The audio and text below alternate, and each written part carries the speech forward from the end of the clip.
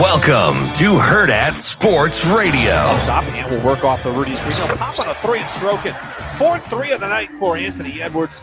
That is great to see. Booker lining up a three. He got it on the left side. 40 points on the night for D-Book.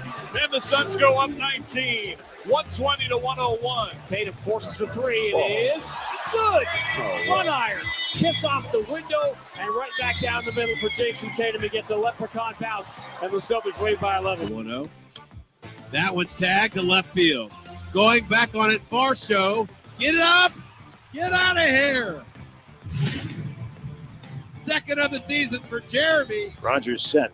The pitch swung on and drilled. Deep right field. There it is. The first home run is a Los Angeles Dodger for Shohei Ohtani.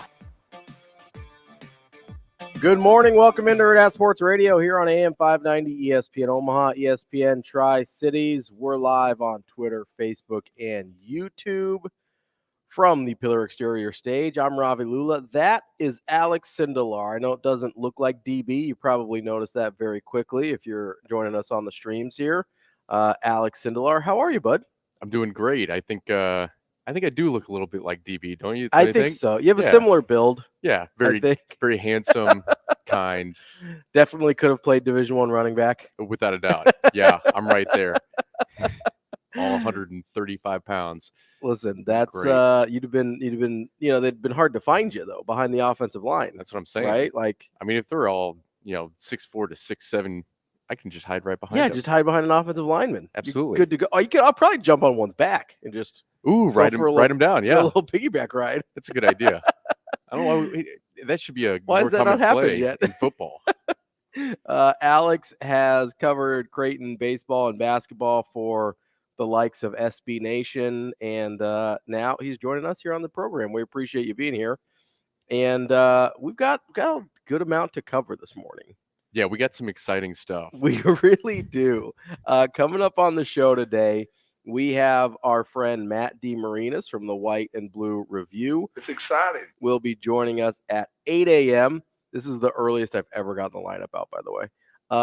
At 8. I'm so sorry. It's okay. At 8. I mean, I could derail you for the next, 9 minutes. I think we'll get there. At 8:45, we'll talk to Brian Edwards, our Vegas insider. Then at 9, we will talk to Michael Bruntz, Husker 24/7. We'll get into some Husker football and baseball with Bruntsy, and then we'll wrap up the show. Since we have a new host here, just for today, DB will be back tomorrow. We were going to do a little Hurrdat hot seat. I've got some burning questions for you. Yeah, it's been a while since you had to do a hot seat. Now, did you ever do a hot seat with Damon when he came back? Did you ask him, get to know you questions, even though, We've done a couple. Uh-huh. Usually the show is so off the rails by that point that it's hard to keep it locked in. Right. But we have done a couple. I'm excited, though. I've got some good questions for you. Okay. I've also got some questions for one Dennis Dodd of CBS Sports. Yeah, it's gonna be interesting to talk about Dennis. I didn't realize he had left CBS Sports to be Scott Frost's personal publicist. Well, and so so let me set this. Before, if you're not aware, I could generously call it a fluff piece came out from CBS Sports yesterday, written by one Dennis Dodd, regarding Scott Frost's desire to coach once again. Honestly, I think it's the first real media check-in Scott Frost has done.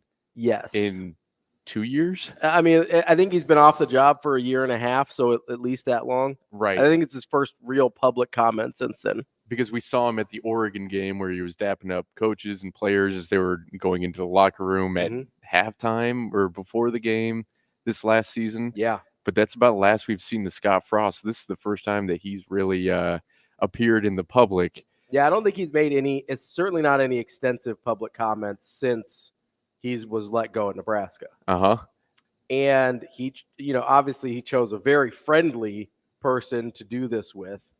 If you haven't written the piece, you're not going to learn anything about Scott Frost, really, because Dennis Dodd doesn't appear to have asked any questions, at least certainly not any difficult ones. Well, and to start it off, I mean, Dennis Dodd says, hey, I talked to Scott Frost for 70 minutes. Yeah. And then I think total words in the article are from Scott Frost or in general? Or Dennis Dodds himself. And so he didn't. There's like 3 quotes from Frost. I think I counted 5 quotes from Scott Frost, and it's all like a sentence each. Very bland, vanilla, generic, just boilerplate. Mayonnaise. I would like to coach again. Yeah, the coaching is what I do best. And it's like, nah, I don't think that. Uh-oh. It's where I belong. You got paid $15 million to no longer do that. I don't think that's a really good indictment of how good of a coach you are. Yeah. And to say with words that that's what you're great at, I think that just shows you where Scott Frost is mentally as he's holed himself up in Scottsdale, Arizona. It kind of reminds me, it's sort of a microcosm of the entire Scott Frost experience in general, right? Big time. Total lack of self-awareness and zero accountability for what went wrong. But just this overwhelming confidence that doesn't make any sense. Yeah, unearned confidence, really. Correct. Right? And so I'm reading through this article, and I'm just waiting for anything that makes any sense whatsoever, right? And Dennis Dodd, I'm sure he's a nice person. We maybe have even talked to him at some point. I have no idea. I'm guessing he won't talk to us after this, which is fine. But Dennis Dodd goes through an incredible amount of mental gymnastics to try and make it seem like going 16-31 at Nebraska and getting fired from your alma mater, which the last thing they wanted to do was fire you. I mean, the last thing they wanted to do was fire Scott Frost. And it's only briefly mentioned that he went 16-31, and that's why he got fired.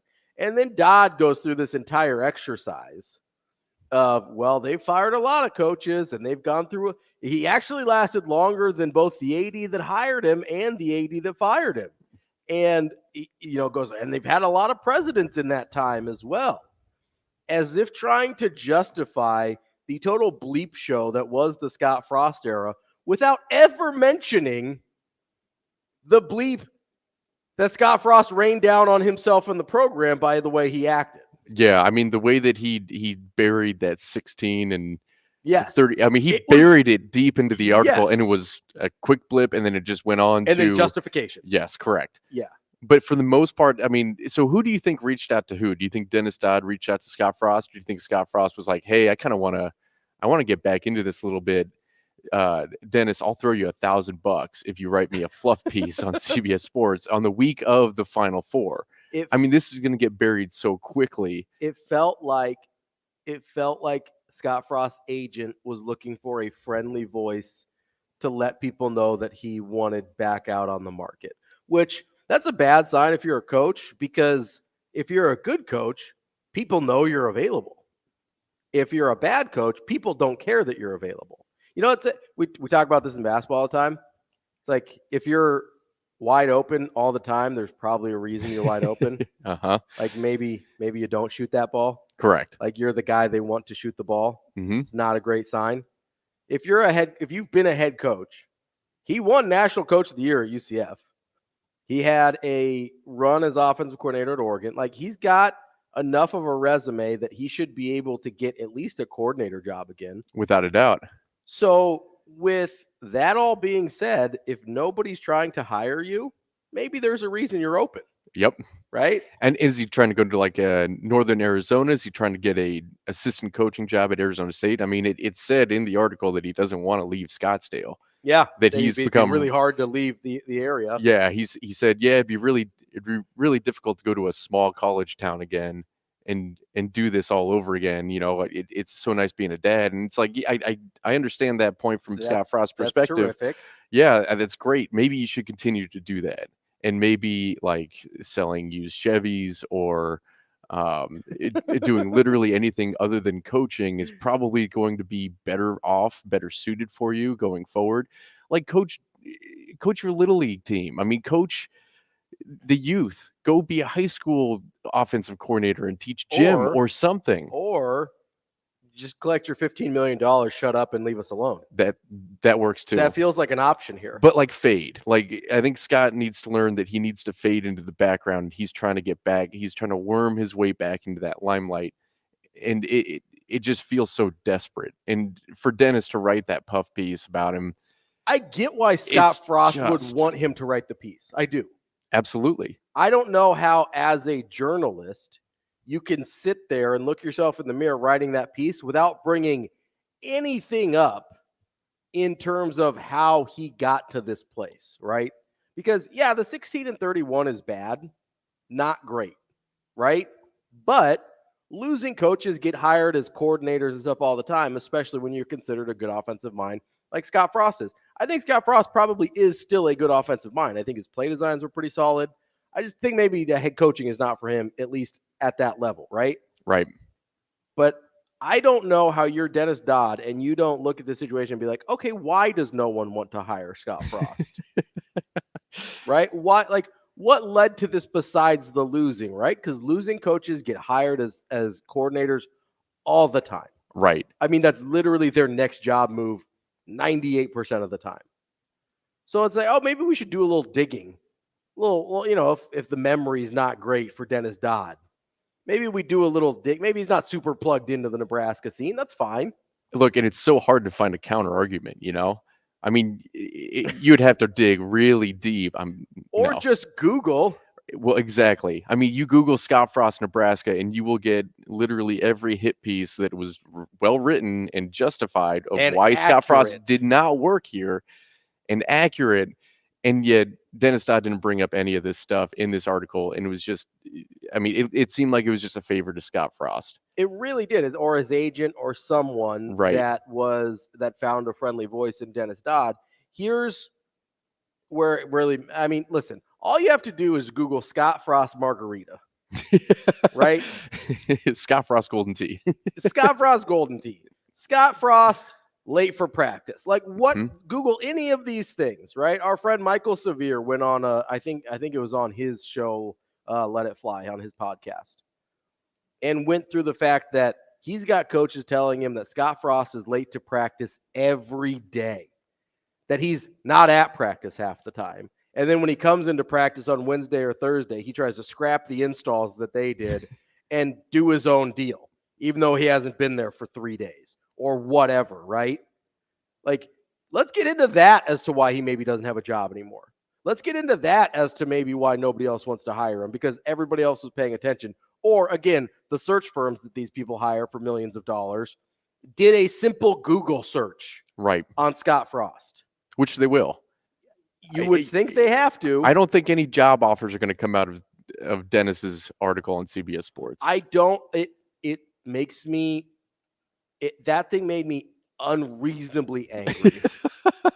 The mental gymnastics Dennis Dodd went through to avoid talking about listen, first of all, to avoid talking about the main reason he got fired, 16-31, right?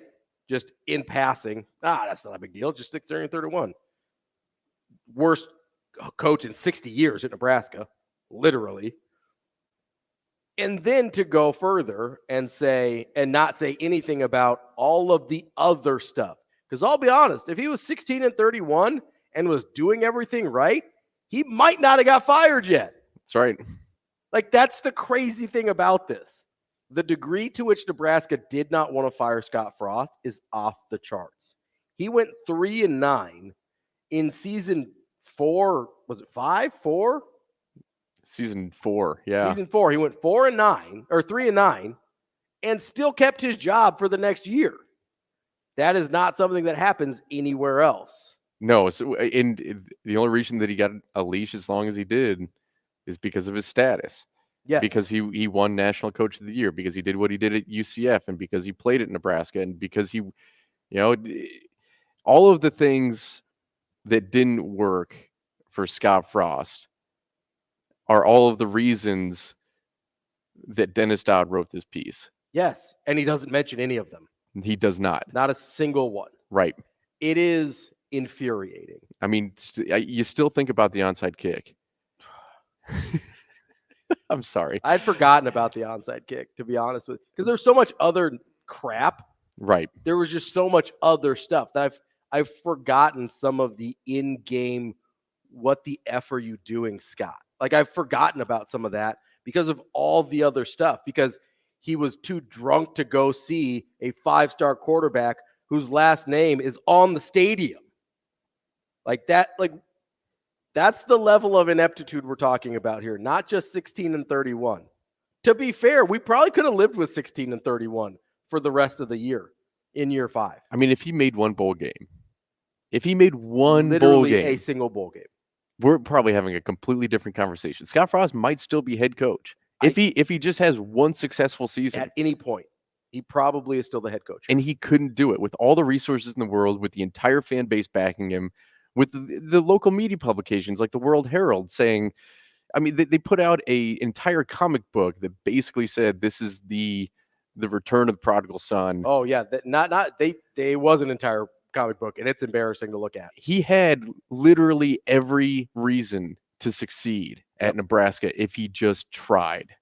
And let me just say this, because I've been on this wagon since basically year 2.5 with Frost.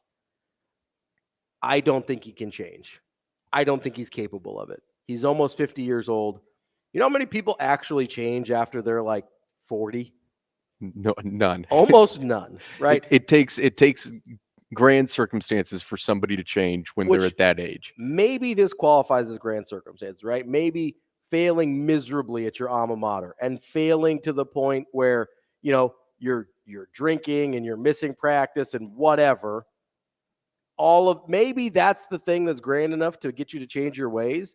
But I need you to say it out loud and not just be like, I'm ready to coach again, right? Because that makes me think you learned nothing here. Correct. It makes me think that, especially the way the piece was written, that you think it's Nebraska's fault for having some turnover at president or having some turnover at AD or they fired Frank Solich and they made it sound like, oh, Nebraska's never going to be happy. It's like you were 16-31, bro. Yeah, with every resource available. This isn't firing 58-19 Frank Solich. This isn't firing 9-win Bo Pelini. Now, I mean, if Scott Frost wants to coach at like a junior college or an NAIA or, I mean, a D3, D2, absolutely. Like, let him do that. Go. Maybe that's what he's asking for too. Maybe he doesn't want to be in a top tier program. I think he'd be a better fit at a place where people don't pay attention. Correct. So maybe like Arizona State's a perfect place for him. But even then, I mean, that's still kind of high stakes because they're Big 12 now. Yeah, but I don't know that anybody cares. You know what I mean? That's true. I mean, well, I don't know. I mean, they still care to a degree, and he does carry a lot of weight with his name. Mm-hmm. And I think any major program that does hire him from here on out, if they do decide to hire him, they will get scrutinized for it. Maybe like a New Mexico. That's close to Arizona. There you go. I think that'd be perfect for him. He could be a Lobo. Yeah, and he could be an offensive coordinator or a quarterbacks coach. I mean, he needs to go low stakes first before he can re-enter that high, Division I, Power 6 like team again. Like, he cannot go straight from sitting on his couch for the past 2 years to going to a major D1 Power 6 program. I don't think that's in the cards for him. He needs to remake himself. Yeah. And I think that's probably why the article got written, because his phone has been silent. Yeah, he needs. I mean, we saw it a lot with guys that would come through Alabama. An analyst role would make a lot of sense for him. Absolutely. Go somewhere, kind of rehab your image, be quiet for a couple years, stop talking for a couple years, a couple more years, Scott. Like, the silence was nice from you. You chirping up here to be like, hey, maybe it wasn't my fault. Mm-hmm. Maybe it was Nebraska's fault. But he needs to find a new beginning. He needs to go to an analyst thing, kind of pay his dues again. But again, this is a guy that I don't think has any self-awareness. He certainly didn't here. And it didn't seem like he did during his playing days. Why would I believe that in 25 years he learned nothing and then all of a sudden he's like, well, I'm very mature and self-aware now? Mm-hmm. I find that incredibly unlikely. And so we're in this place where Dennis Dodd's trying to do mental gymnastics on his behalf to be like, well, Nebraska's super dysfunctional. Listen, I get Nebraska's had their issues. A lot of places have their issues, and you don't have head coaches that are missing practice and missing meetings and not going to visit recruits because they drank too many margaritas. Like, a lot of places are dysfunctional, and you don't have that. If none of that was true, he'd have a job right now. Right. But I think he just needs to learn that discipline in life. He needs to get regimented. He needs a schedule. He needs to be able to figure all that stuff out first. And he needs to prove to himself before he can prove to somebody else that he can do something like that. And I don't think he's at that point yet. I mean, I don't know if he ever will be. If he's having his agent reach out to CBS Sports, I mean, it's not even Sports Illustrated, which is what it used to be, but I mean, it's not ESPN, it's not Fox Sports, it's CBS Sports. It's a back page kind of on their publication. And it's like, man, if that's what you're doing, especially on the week of the Final Four, if that's what you're choosing to do, yeah, that's desperate. And it lacks that, I don't know, that ability to be self-aware. You're exactly right. It's tough to see. So I got a message from somebody who would know. I'm not going to say who it is, but apparently it's very very common knowledge out there amongst ADs that he's basically untouchable because of all the off-field stuff. Right. That he is, unless he starts at a much lower level, whether as a coordinator, I'm guessing as a coordinator at a lower level, or whatever else that looks like, that there's no chance because of all the off-field stuff. And this is a person that 100% would know that this is accurate. So we're not just talking out of our butts here because we don't like Scott Frost, which I don't, by the way. I'm not going to hide and be like, oh, I think Scott. No, I don't like him. I didn't like him when he was here. I liked him when he got hired. I'll be honest. Sure. I think everybody did. Most people, except for the people that played with him, which probably should have been a red flag. Right. But I was happy he was here. I thought he was the right hire. But you've got plenty of years of evidence to tell you that this guy is toxic, that this guy is not good for your programs, and that he is, frankly, probably not emotionally mature enough to run a football program. Needs to go to JUCO. I don't even know where he should go. Go to Garden City. They could do, what was that show called where they did Last Chance U? What a perfect marriage that would be. Although the worst thing in the world is to have cameras on that man 24/7. But great television. It'd be incredible television. Yeah. But you thought that one guy that was crazy and running off his mouth to players, and I think he does a TikTok show now. He pops up on my feed every once in a while. I'm like, I don't want to watch this. You thought that guy was bad news or a hard or a tough hang. Imagine, he doesn't want to go to a small college town. Imagine him go to a JUCO town. There's like 4,000 people in those places. That'd be incredible. I mean, it would be Last Chance U on so many levels, both for the players and the head coach. That's the next level of Last Chance U. That's what I'm saying. It's Last Chance U for the coaches. I love this idea. Yeah. This is incredible. What are we doing? Come on. Hey, Netflix, let's make it happen. Hurrdat. Let's get it. Let's reignite it. Let's get him at Northern Arizona University. For the record, Lincoln has 50,000 more people than Scottsdale does. So I don't know what his complaining about small college towns is. I'm just going to put that out there. I hate that when people are like, oh, it's Nebraska. It must be a small town. It's like Scottsdale has 50,000 fewer people than Lincoln. Knock it off, Scott. It is in the Phoenix metropolitan area, though. I don't care. Well, it matters. It's a desert. It is that. It's in the Phoenix metropolitan area, like Lincoln's in the Omaha metropolitan area. It's fine. Nothing should be alive there. I mean, it's a desert. They don't have any water. You need water to survive. Arizona, nothing should be alive there. That's Alex Sindelar. I'm Ravi Lulla. We will be back with more Hurrdat Sports Radio. And, I want to maybe talk about some of that alleged dysfunction in the Nebraska AD and university places. Coming up next. We will be back.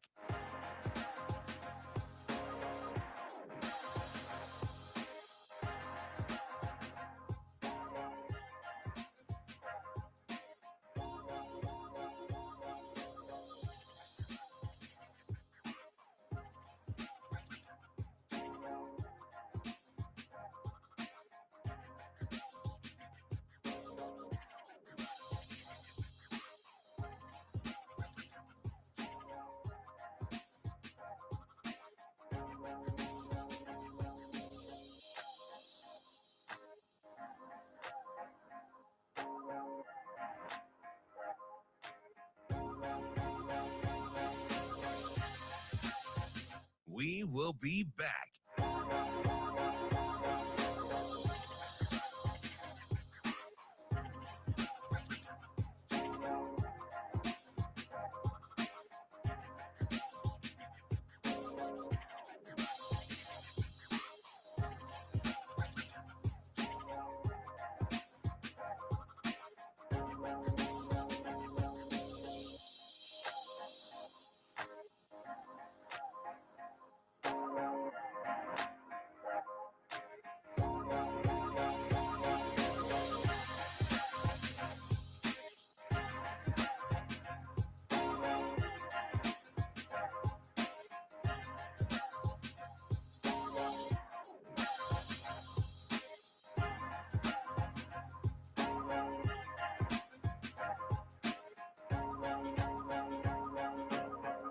We will be back.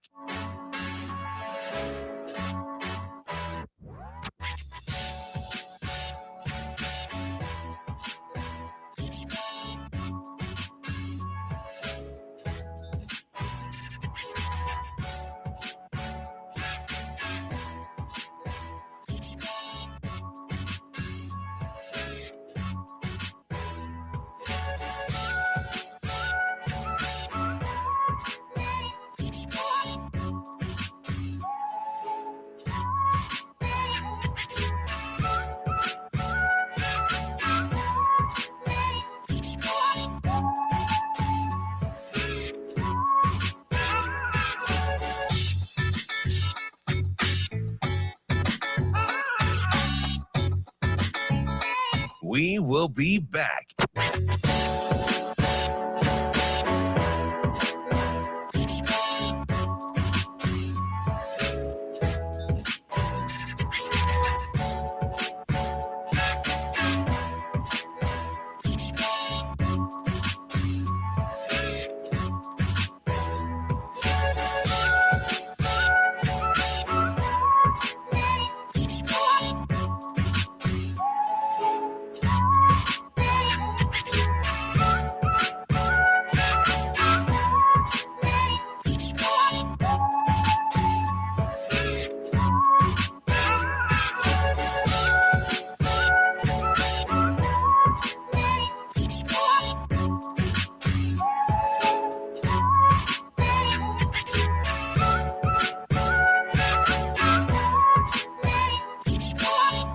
We will be back.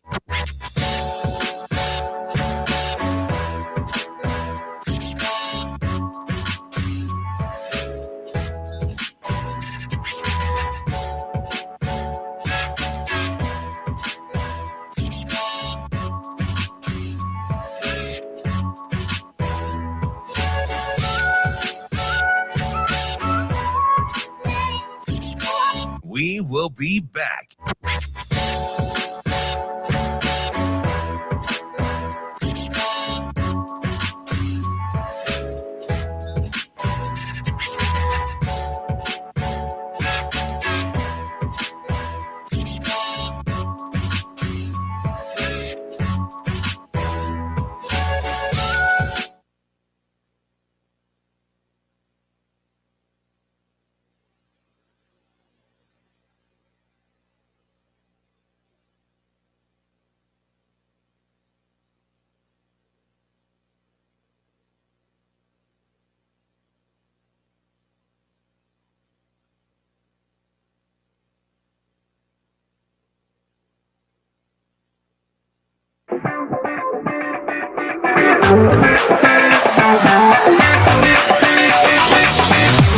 You're listening to Hurrdat Sports Radio.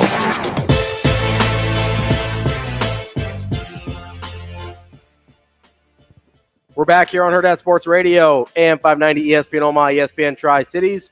We're live on Twitter, Facebook, and YouTube as well. Had some comments about the Scott Frost discussion earlier. Travis just says Dennis Dodd is a loser. Ooh, okay. Have a hard time refuting it at this point. Just calling people losers now. TK, when you suggested that he go to Garden City, TK, who is in Kansas, says, don't you dare put him in my state. No, TK, that's where he belongs. I'm sorry. He does kind of have a Kansas vibe to him. A little bit. Kansas, or, I mean, you might be okay in North Dakota. Ooh, yeah, he's a Bismarck kind of guy. He seems like a Bismarck. He does. I mean, he's probably not good enough to coach at NDSU. Maybe UND. No. Maybe, yeah, I would think so. Maybe UND. That seems about right. Does Alaska Fairbanks have a college football program? I think University of Alaska does. I don't think they're Division I or Division.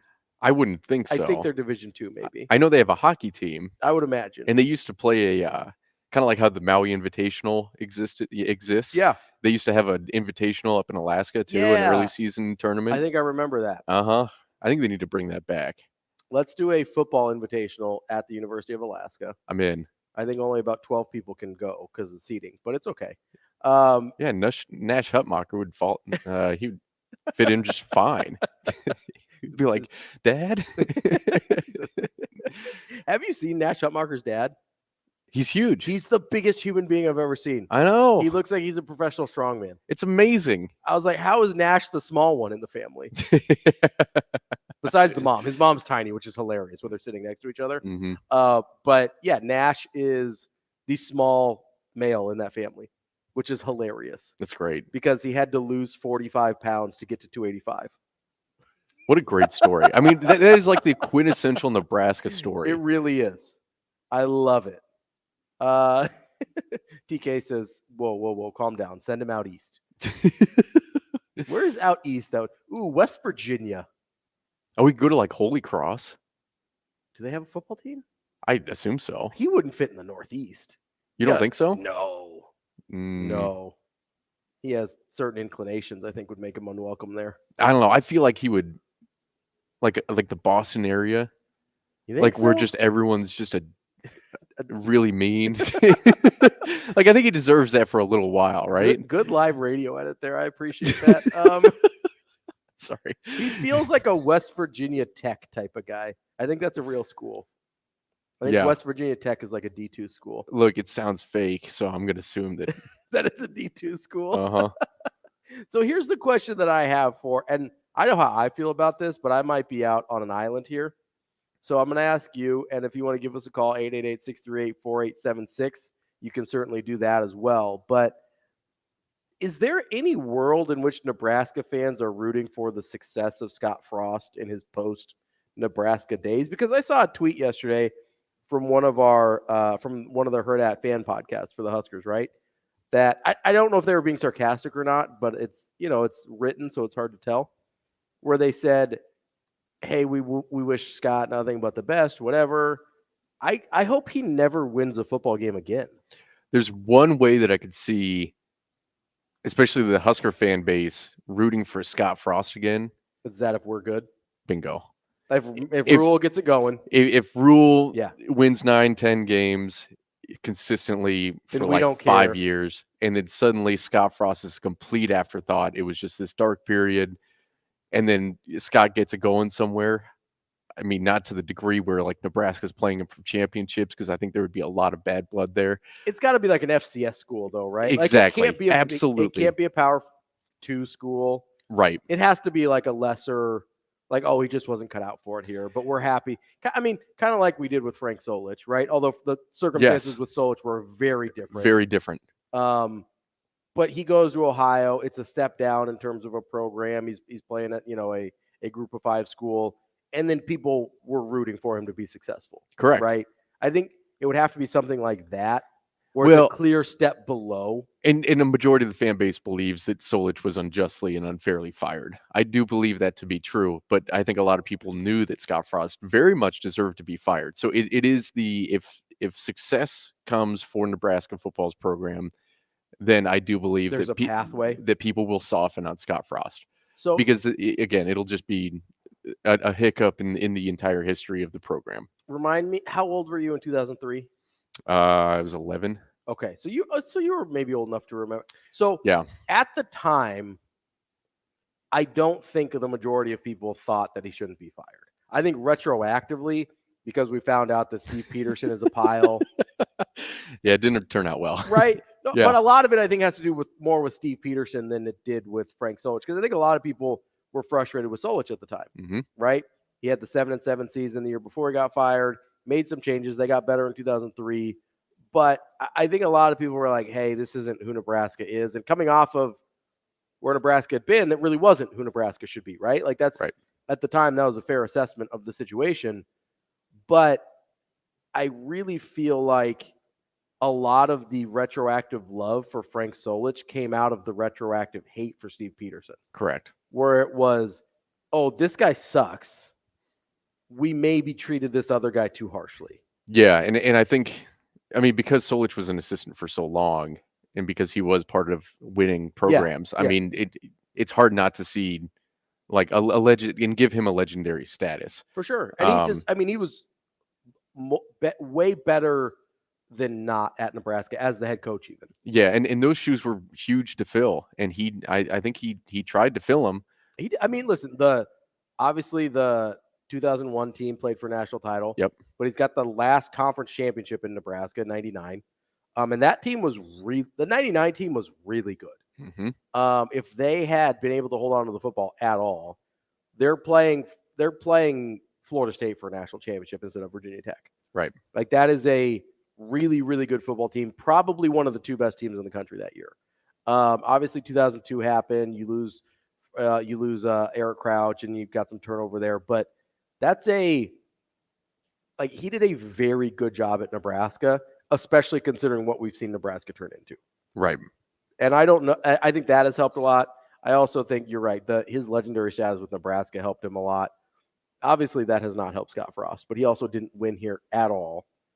And the way it went down, I can't stress this enough. The way it went down, where he is considered untouchable, as I heard, I'm not just making this up, as I've heard from someone who would know, he is considered untouchable by high major ADs. One of which was before he even came to Nebraska. This is because there was a narrative out there that maybe he went off the rails after things started going bad at Nebraska. This is who he's been. He was never on the rails. There are no rails. It's like the line in Friends. Like the line is a dot to Scott Frost. He doesn't know where it is. He can't see it.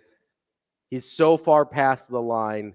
He's just like, what's that over there? Is that do I have like a speck on my glasses? What's going on there? Yeah. So, I mean, back to the original point. I don't think there's ever going to be a day like there was this last season for Nebraska football where they bring back Scott Frost. But you think there's a portion of the fan base that might eventually be like, oh, it's kind of nice to see him succeed. I think it'll be like a hearty chuckle and then a good for you and then a swig of beer and that's it. I think that will be just amount of care that Nebraska fans will pay to him, but they'll be like, that's fine that he's doing fine. I don't think there's going to be, a lot of fanfare. I don't think people are going to be ecstatic about it. I don't think that'll exist. I will say if he ever succeeds for whatever reason, which I don't think is going to happen because I don't think he's wired that way. Mm-hmm. First of all, I don't think he's wired to change his behavior. And B, I don't think he's wired to be good at a high-profile job. But if it ever happens that way, I swear to you, I will be like burn it to the ground angry. Because I don't feel like he deserves it. And I'm not the guy, I'm not the one who gets to decide who deserves what, but I will be mad about it. Mm-hmm. 100%. Let's get to Wyatt on line 1 here. Let's talk about Scott Frost. Wyatt, you got about a minute. What's up? I'm saying I'm glad that Damon's not there because I'm enjoying the low-hanging fruit conversation today. I love fruit. Absolutely. And what you're saying about when we forgive Frost, like it would have to be a special set of circumstances where he would actually change and then basically apologize to the fan base and talk about it and don't just say, I don't want to talk about Nebraska like he did in that interview. Which did he have like more than like 3 quotes in that article? No, that was about it. He did not talk a lot, and he certainly didn't take accountability for anything. 70-minute interview, barely said anything. Barely anything made it into the article itself. So, yeah, I mean, he would have to change and then admit it for us to even, consider forgiveness, I think. Wyatt, we appreciate the call, and I think you're right. I think he's right. I think he'd have to take some sort of responsibility. That's all I wanted to do when he was here, was take any kind of responsibility for what was happening. Coming up next, I do want to get into what I talked about with some of the alleged dysfunction within the athletic department in that Dennis Dodd piece. We've got more coming up on Hurrdat Sports Radio. We will be back.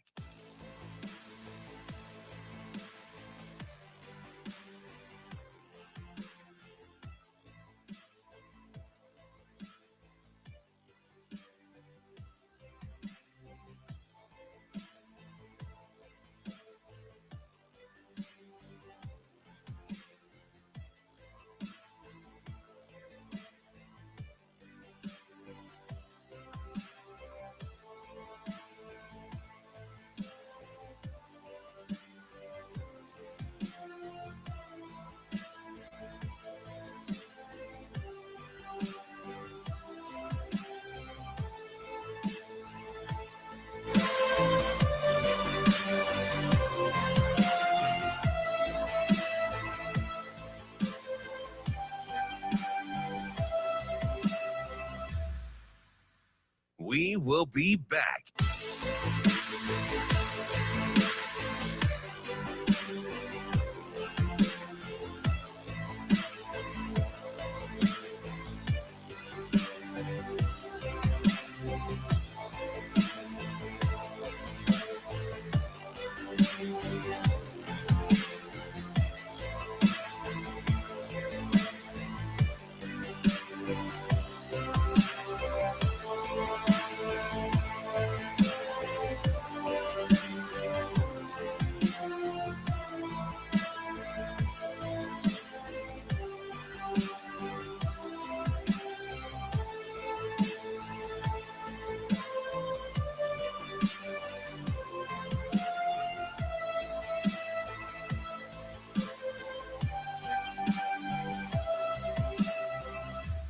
We will be back.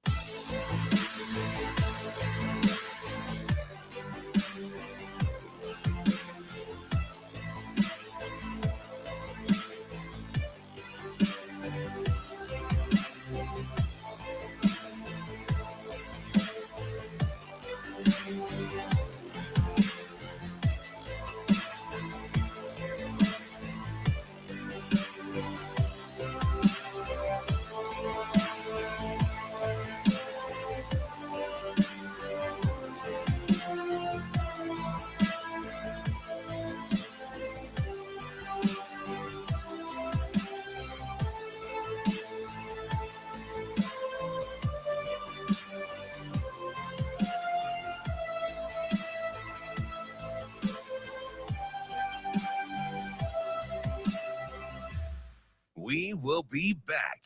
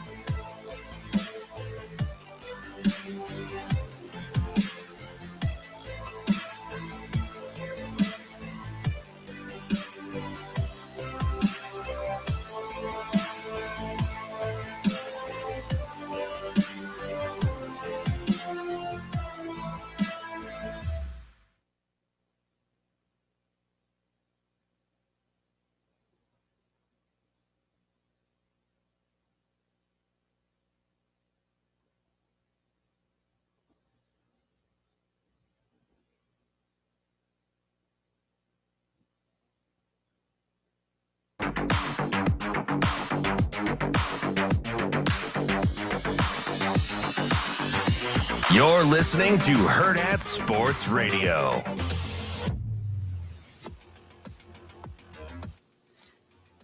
Wrapping up hour number one here on Hurrdat Sports Radio, AM 590, ESPN Omaha, ESPN Tri-Cities.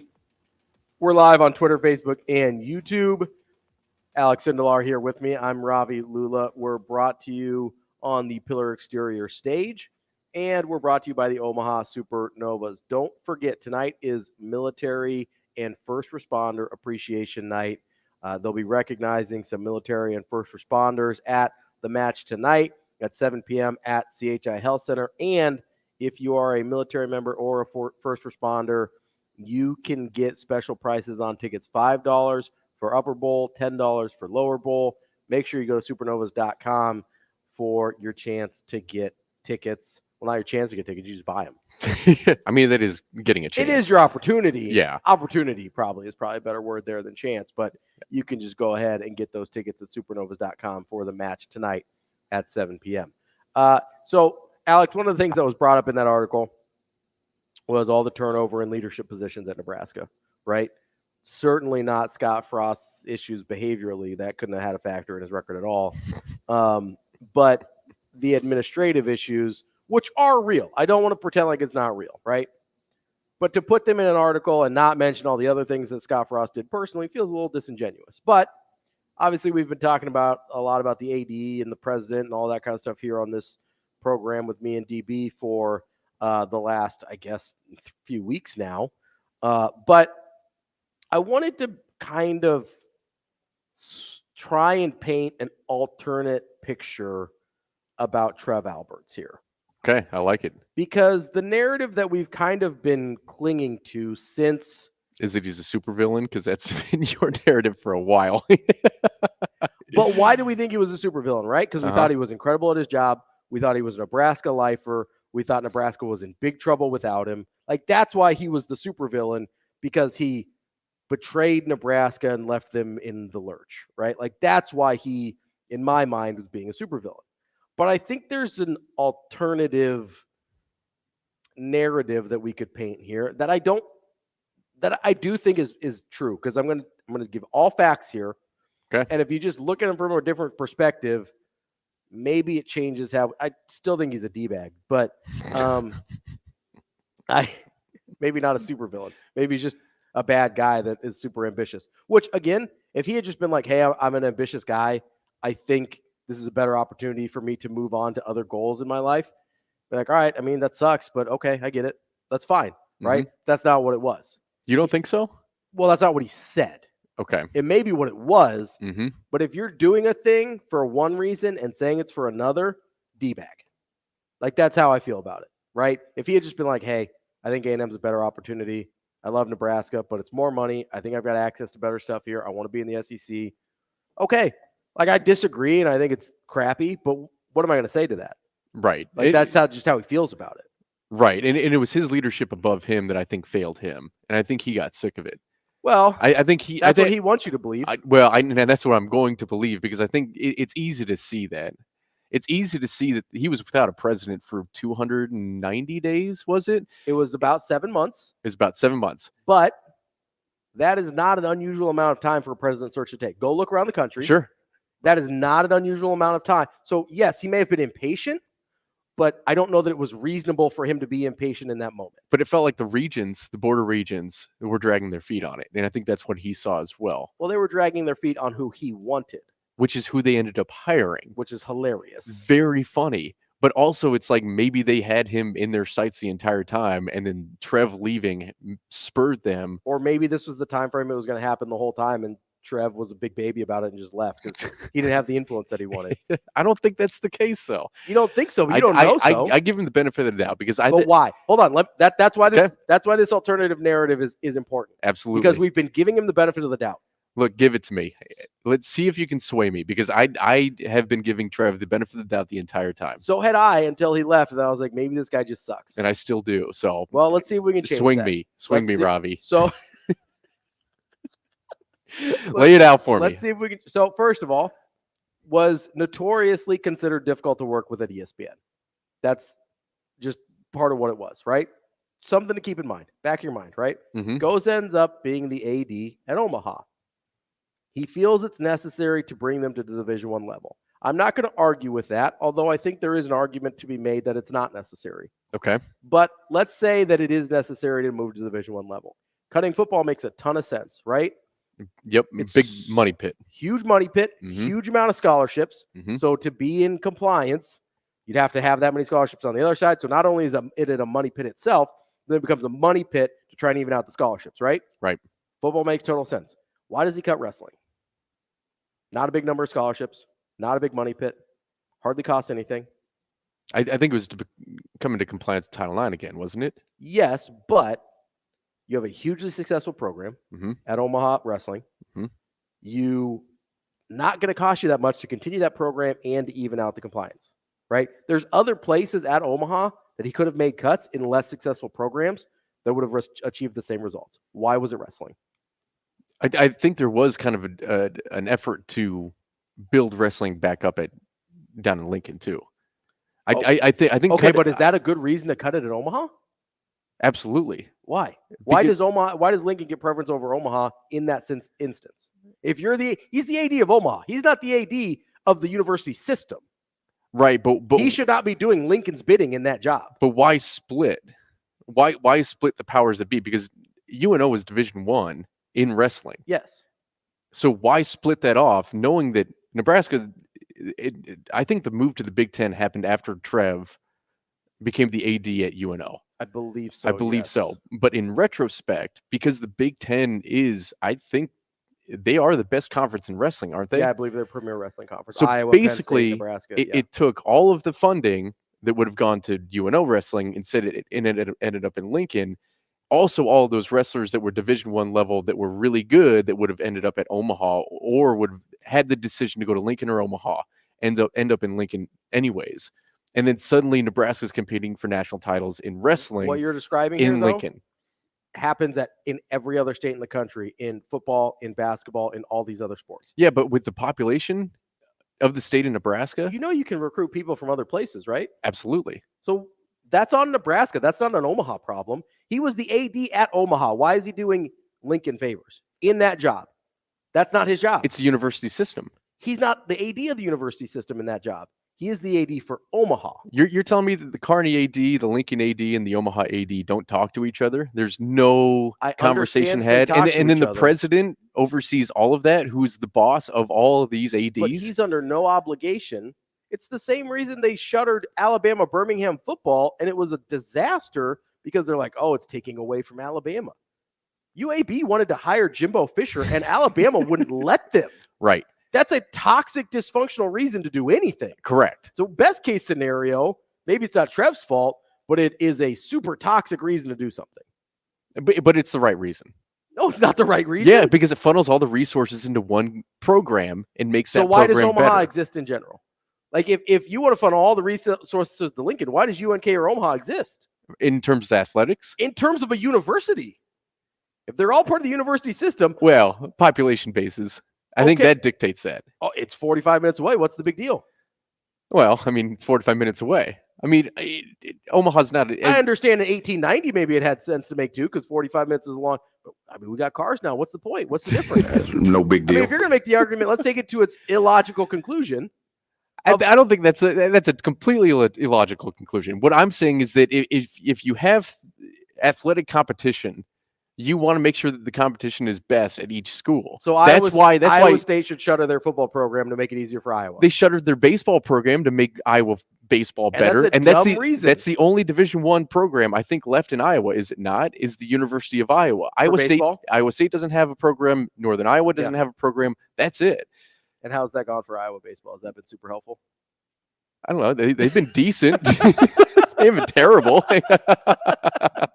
You know what I mean, though? Like, if you're going to make the argument that's a resources issue and it's a population-based issue. But it's a non-revenue sport. So it's like if it's not making the university any money and you could consolidate all of the high-end competition into one program, let's shutter it why at not? Lincoln, too, then. It's a non-revenue sport at Lincoln, too. If we're just shuttering all the non-revenue sports for resources, let's do it. But I mean, it's still athletic competition, and the athletic department clearly values that. But it's like if you want to create a program, build it at one university. Why build it at two?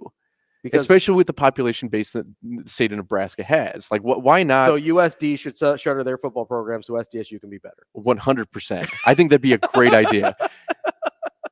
Okay. I mean, if that's your argument, that's fine. If that's your argument, okay. So but that's what we're moving to anyways, is it not? I mean, if you look at the power football landscape, I mean, everything is being consolidated because they're realizing other programs. You're just cutting them off from the Holy Grail, which is basically shuttering the programs because they're not competing for national titles anymore. You're turning everybody else into an FCS school, basically. Correct. Which is fine. So you make an argument. Let's say, okay, it makes sense to shut down wrestling. Yes. I disagree, but let's say it makes sense, okay? He thinks the move to Division I is a monetarily beneficial move for Omaha Athletics. He thinks the only way for them to be viable moving forward. Report comes out in the fall from Nebraska Flatwater Press that there's just millions of dollars missing from the Omaha athletic budget from when Trev Alberts was the AD. That athletic department was in really, really bad shape financially. Nebraska kind of seems like they threw him a lifeline. I don't think so. His athletic department is still millions of dollars in debt at Omaha. Yeah, going to D1 is expensive. You got to spend money to make money, and that's what Trev knew. And look at Baxter Arena. Go to Baxter Arena during hockey season, but he made the right choice. They were already Division I. Correct. Hockey was. Yeah, but look at the barn that he built. Look at the barn he built him a brand new arena. Show me where the millions of dollars is, and we'll find it. Spend money to make money, Ravi. No, but where did he spend it? That's the question. In the athletic department. It's just gone. We will be back.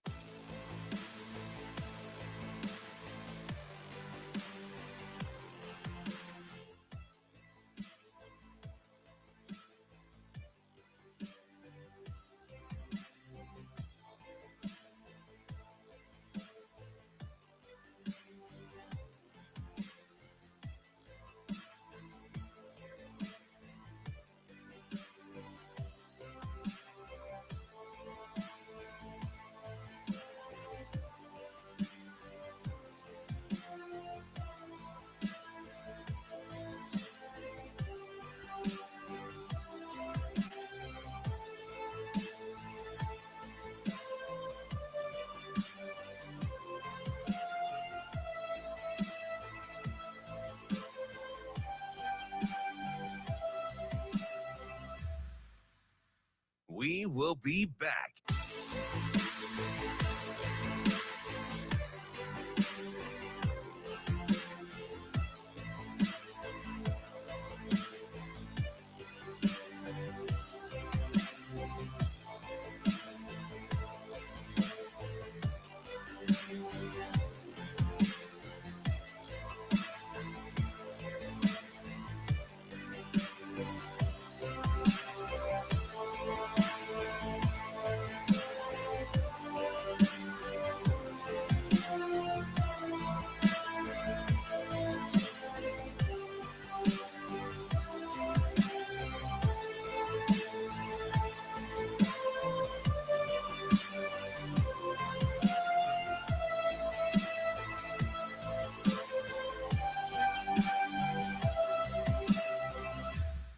We will be back.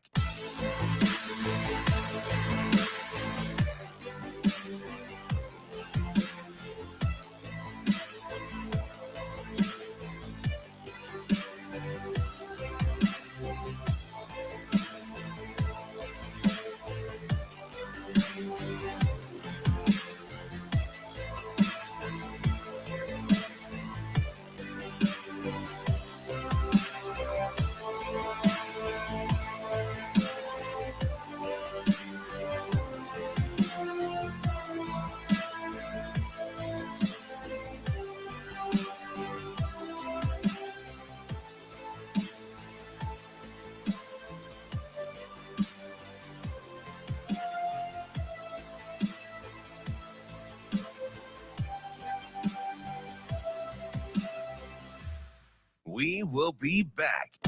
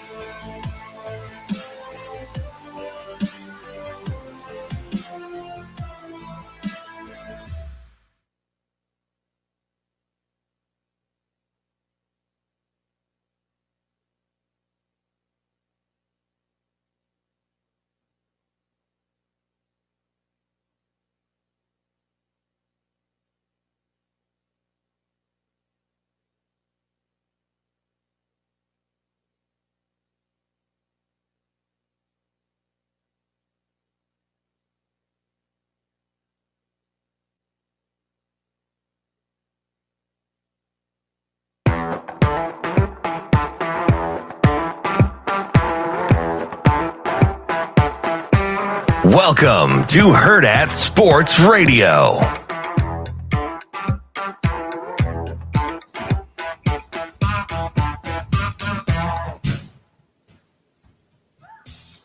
Kicking off hour number 2 here on Hurrdat Sports Radio, AM 590 ESPN Omaha, ESPN Tri-Cities. We're live on Twitter, Facebook, and YouTube. That's Alex Sindelar. I'm Ravi Lulla on the Pillar Exterior stage. DB will be back tomorrow, and hopefully he'll have some little juicy tidbits for us.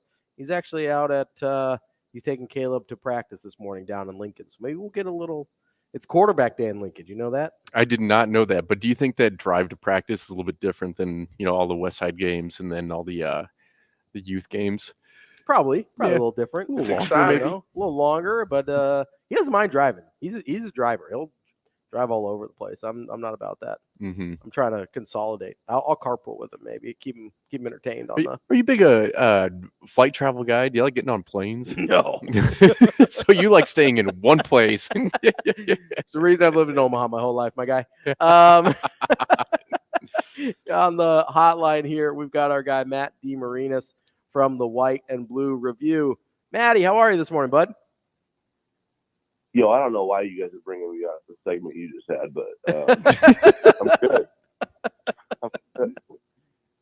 How are y'all? We're doing all right. That's a, it's you doing okay, bud? You got a little Phoebe Buffet like sexy voice going on here. Oh, is that what it is? I don't know. We're just maybe got the rasp. I got sick in Detroit, so that's why I sound like I sound. But yeah, I don't know. If it sounds sexy, that's good. That's good. I might use that. It does. I feel like this is a 1-900 number now. I feel like a lot of people get sick in Detroit. I like Detroit. I just got sick there. It was John Walker's fault. He came sick, and then we hung out, and then I got sick from him. So. To be fair, I think almost everything is John Walker's fault. That's fine. I'm just kidding. I don't know John at all. Matt, let's get into Creighton a little bit here. We're kind of wrapping up, putting a bow on their season, and I guess to start off is how do you feel about the way the season ended? I know you're less emotional about it than I am because you're a professional and I'm a crazy person, but like, how did you process that ending against Tennessee? Well, I mean, I certainly saw it coming. Like I guess as a possibility. Like I knew Tennessee was really good. I knew there were plenty of ways for them to win the game, and I just thought Creighton had more ways to win. So that's why I thought Creighton would still advance. Well, you probably didn't anticipate the refs letting them cheat either. So that's... No, I kind of did. Thank you for indulging me. I appreciate that. Yeah, no worries. I certainly anticipated that being a way that Tennessee could win the game, is if they were allowed to commit aggravated assault on a basketball court. Yeah, for 40 somewhat. minutes. And just like if they were allowed to be really physical without any, repercussions whatsoever. Yeah, without a Creighton having a layup line to the free throw line, basically. And to Tennessee's credit, like that's the thing with basketball, is like sometimes you don't know how the game's going to be called until you get out there and start knocking bodies around, and then once you realize what's good and what isn't, you kind of have to adjust to your moving target there in terms of the rule set. So, Tennessee was really physical. They were bumping cutters. They were holding drivers. They were grabbing, and it was all being let go. So they just kept doing it, and I guess Creighton did adjust to it at times, but they also kind of got knocked around at times too. So you got to give credit to Tennessee for, establishing that, testing the waters there. Once they realized they could do it, they kept doing it. And yeah, that's kind of how they won the game, with physicality, honestly. Like, they knocked out some big shots, but Creighton did as well. I think the overall difference in the 40 minutes was the level of physicality that Tennessee played with, because it was pretty jarring to see it courtside. That to me isn't like, I don't think it's a problem I have kind of I see people kind of argue with the freedom of movement rule or, mindset there. I don't mind restricting freedom of movement in basketball. I just think you need to beat the person to the spot to do it. So when you're holding and pushing and doing all that kind of stuff to restrict freedom of movement, then I think you're doing it in a way that isn't good for basketball. Yeah, you should have to be in a legal guarding position to be allowed to legally guard someone. Yeah, I think it's fine to restrict freedom of movement if you're moving your feet and beating your guy to the spot that they want to get to. But it's the grabbing and clutching and hand checking and shoving Kalkbrenner with two hands in the back while he's got the ball in the post, which maybe I have a bit of an issue with. Yeah, I mean, especially when they're at a size disadvantage there, you kind of let them even out the playing field in a way that is within the rule book. So, I mean, it is what it is. Like, Creighton still had opportunities to overcome that, and you got to give Tennessee credit for that, because in the moments where they needed to actually make basketball plays to win the game, they did. So, right. Ultimately, that's how the game was decided. But there was a lot of stuff that was let go too. Matt, I'm glad that you're here with Ravi and I today, because I want to talk. Yeah, I mean, Jacob's not here, which, I mean, we talked about that a little bit last night in the group chat. Maybe he is AI and he hasn't existed this entire time. But I'm glad that you're here, because we talked in the group chat a little while ago about Ryan Kalkbrenner potentially being one of the greatest Blue Jays to ever play, maybe even the greatest. And I wanted you to pontificate on that a little bit more, because I think, especially as we wait for his decision whether he's going to come back or not, and regardless of that, I think his jersey's going up in the rafters. And I just kind of want to get your perspective on his career at Creighton and how great it really was. Yeah, make your argument. Make your argument that, because you to be fair, and DB and I talked about this a little bit, but you made the argument that he is the best Blue Jay of all time. So make your argument. So you guys argued about my take without me there. Is that what you're saying, right? Yeah, we talk behind your back all the time. Nice. Okay. I just assume you're listening, so I think it's in front of your back, but I don't know. I could be wrong. In front of your back. Gotcha. So behind the back. Yeah, I think here's what we talked about on the pod. I think we went like 30 minutes. We went way overboard on it. My argument is that Doug should be supplanted. My argument is that there's like a GOAT tier now, and Kalkbrenner's on it. Because I said, basically how I put it to Jacob was, I'm not going to die on the hill that Ryan Kalkbrenner is the Creighton GOAT, but I would hang out there on a nice day. You know what I mean? I'd have it's 70 and sunny. You'd maybe like have a timeshare there. You'd sign a lease. I'd check out the views. I would just like, I think it would be a nice hill to hang out and, have a little. So you're not going to die on that hill. You might live there for a while.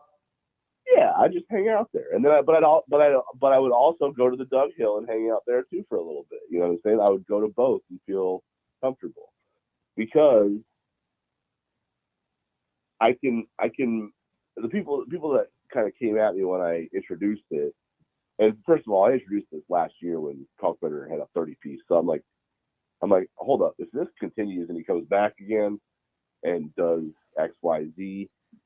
That's a ridiculous resume that is kind of unprecedented for a Creighton player. So what are we talking about in terms of historical perspectives? And then people come at me and say, well, Doug did this, Doug did that, Ryan's never done this or that. And I'm like, well, Ryan's done this and that, and Doug's never done that or this. So you can do both, and that's my argument is, if there's a GOAT tier or a Mount Rushmore or whatever you want to put it on, I think Ryan Kalkbrenner and Doug McDermott are the same tier, because even though they went about it different ways, I think their impact was equal. I think Doug impacted Creighton basketball in a way that was unprecedented, and I think Ryan Kalkbrenner has also done the same. So that's my argument. Is like, you look at, but Doug McDermott's a better basketball player. No, he's not. 3-time Defensive Player of the Year consecutively. 3-time All-American. 3 trips to the Sweet 16. But National Player of the Year. No, I understand that. That's fine. But Ryan has done something that only Patrick Ewing's ever done in Big East history. Okay. He played tougher competition than Doug throughout his entire career. Okay. Don't forget that part either. But most of the accomplishments outside Defense Player of the Year, most of the accomplishments you're talking about with Kalkbrenner are team accomplishments, which matter. They count for him. I get that one a lot too, and I have just one question to that. Let's do it. In every single GOAT debate we've ever had in the history of mankind, has winning ever been excluded from the conversation? No, but neither have neither have individual accomplishments. It's a GOAT debate. Winning matters. Although I will make the argument that in college GOAT debates, at least college basketball. Why? I'm not saying it makes sense, but we do leave out team accomplishments in college basketball GOAT debates. So then Pete Maravich is the GOAT. A lot of people believe that. I was going to say, who's your college? Real quick, who's your college? A lot of people believe Pete Maravich is the best college basketball player to ever play. Who? No one does. Go that. look up any list. Go look up any list. Everyone, right? With a brain. Yes. Correct. Are we counting? Kareem. It's Kareem. 60 titles don't even count. If you put Maravich and Lou Alcindor up together, who wins that? It's like 85-15 Kareem, right? Probably, yeah. Ravi, I'm asking you. Not Kareem, Lou, but yeah. Well, how many games did he lose in college, Kareem? Probably Lou? like none or one. I think he lost one game. Come on. Okay, we're also talking about 1960s basketball in college where, we're having different discussions here. It's like the Bill Russell thing. Yeah, no, it is. Because Bill Russell's 11 aren't the same as Jordan's 6, right? Like those are the GOAT debate is about winning. That's the trump card. It is. It always has been. And if that's the case, then Kalkbrenner's the GOAT. It's the trump card when everything else is even. It's the trump card when all else is even or close. Okay, so Robert Ory's better than Michael Jordan. Done. No, he's not. I thought winning was the trump card. I thought winning was the trump card. He's got 7. MJ's got 6. What are we doing? But the other accolades. Oh, the other accolades matter too. So like Doug's 3-time All-American, Doug's National Player of the Year, Doug's 4-time Conference Player of the Year. That matters too, right? Okay, so if you put Doug McDermott on this Creighton team, how far does Creighton go in the tournament? They probably win it all. They win a national championship. Right. Oh my God. You don't think if you put Doug on this team, they don't win a national championship?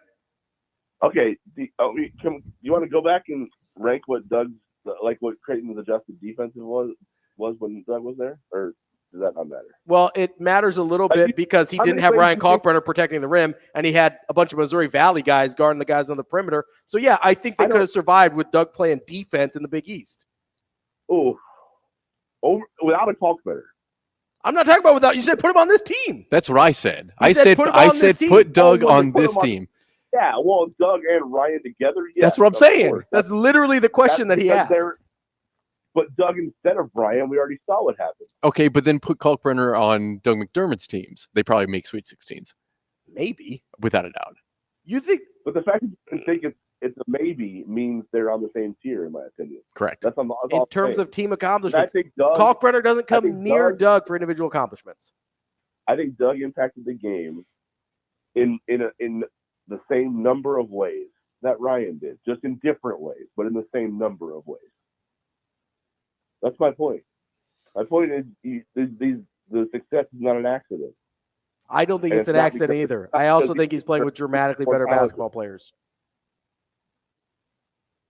Well, I think the stuff that Ryan does, I think there's stuff that Doug did that Ryan can't do, and there's also a lot of stuff that Ryan does that Doug couldn't. So here's what I'm going to say. Here's what I'm going to say. I'm going to say that we're going to find out pretty quickly how much Kalkbrenner meant to the success of Creighton's teams. No, he's coming back next year, so it's fine. We'll find out next year. Well, then there you go. It doesn't matter. When the absence is there, when Kalkbrenner is no longer at the university, we are going to see the impact that he made, just like we saw with Doug. Yeah, that's fair. But they have better players around him now, so they're not going to have a 14-15 like drop-off. They might. They're not. They've changed their entire defensive game plan again. I guarantee you they will not go 9-21 or whatever they went like they went in 14 and 15. That's not happening again under McDermott. They have had 3 straight years of finishing in the top 25 defensively on Ken Palm. Find me a stretch of Creighton basketball where that's ever happened. That's terrific. Good for them. Really happy for them. Okay, well, yeah, you should be because they also have 2 Sweet 16s and an Elite 8 in there. So, yeah. Yeah, I'm thrilled about it. That's great. You put Doug on these teams, they probably win a national title. So, Doug was on Creighton's basketball team before. You know that, right? Yeah, with a bunch of Missouri Valley guys. What does Missouri Valley guys mean? You know, Baylor Shireman's like a Summit League dude who's worse than the Valley. Stephen Ashworth is a Mountain West guy, right? Like Mountain West is better than the Valley. Yes, it is. Stop it. Stop. Stop it. The Valley that Doug played in produced the Final Four team, my dude. Stop it. It's true. Fred Van Vliet, you think that? You remember that guy? Ron Baker. Ron Baker. He's playing overseas somewhere.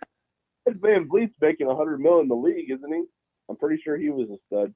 Mm-hmm. Yeah, he was fine. That Valley wasn't a pushover. You know what I'm saying? It is. You know, maybe now it might be, but it wasn't then. You have any more questions for him? No, I'm very satisfied with this interview. You tell me to bring me on to make me argue that Kalkbrenner is better than Doug. No, I did not. That's not why I brought you on. He didn't bring you on at all. He doesn't even work here. I said both hills. Are fun to hang out on. That's all I'm saying. Yep. Yeah, one hill is just higher than the other one, and it's Doug's. It's fine. I said don't die on either one. Diversify a little. Get more experience in life. Matt, as we look at the off season, I'm just gonna pretend like that whole 10 minutes didn't happen. As we look through the off season and look at what Creighton's potential needs are, what is your obviously if Kalkbrenner leaves, having some sort of rim protection and big man is a pretty big need. Although at least you don't think it is? Are you? I mean, well, is it? I mean, do you think Fred King is who he can be? Who Creighton needs him to be? What do you think they need as they head into this offseason to try and get over that hump of where they were this year, where it seemed like there were some deficiencies at times? Yeah, like I guess, you know, I think every team has deficiencies, first of all. That's a point I want to hold on to there. But I think the way Creighton's kind of been building their teams, maybe just, you know, a little bit more, if they can get a little bit stronger and athletic, maybe on the wings or in the guard core, I think that will shore up maybe some of the ways you can exploit weaknesses, I guess. Because then the gap will be, I guess, smaller. The margin of error will be small or bigger, you know. So that's probably a need there. I'm thinking, you know, it's hard to know because you don't know who's coming back and who isn't yet. But if you just assume that Trey Alexander has played his last game and Ryan Kalkbrenner has played his last game, then you kind of have to decide: do you want to go back to 2021, where you kind of handed the keys over to some bunch of freshmen? Studs? Yeah, not a bunch of freshmen. You want to put some veterans around them, like they had Ryan Hawkins, Alex O'Connell. You know, there was a buffer there, so it's not just a total like rookie free for all. But it would be Larry Johnson, Jackson McAndrew would be the main freshmen that you're talking about, and Ty Davis, yeah, and then obviously. Well, we assume Ashworth is back, right? So you wouldn't have to hand Ty Davis the keys quite as much. Yeah, right. Which Ashworth then acts as Hawkins in that situation. Right? Ashworth and he's the veteran maybe Mason leader. Miller is the Alex O'Connell. Right. Yeah, and then you find a veteran big who is kind of like, you know, a Keyshawn Fizel, just a good locker room dude who could back up big. Minutes. Yeah, well, I mean, I think you probably want an impactful big with the way this roster shakes out, that he would be like someone you would find like in a Ryan Hawkins role. So, but you'd have leaders that have been there and done that around young guys who you would give a lot of runway to play through mistakes and kind of learn their way and what it's like to play college basketball at this level. So, where are you at with Frederick King moving forward? Saying Kalkbrenner come back, that's a different story, because then you're still playing to win now. Right. They don't come back, then you can kind of build something that is certainly needs to be in the NCAA tournament, because that's the standard you kind of set now, but you're allowed to kind of have a little bit more up and down performances in order to give those guys lessons they need to learn to be where they need to get back to, which is where they were this year and the year before that. Where are you at on Fred King moving forward as being a viable starter at the 5?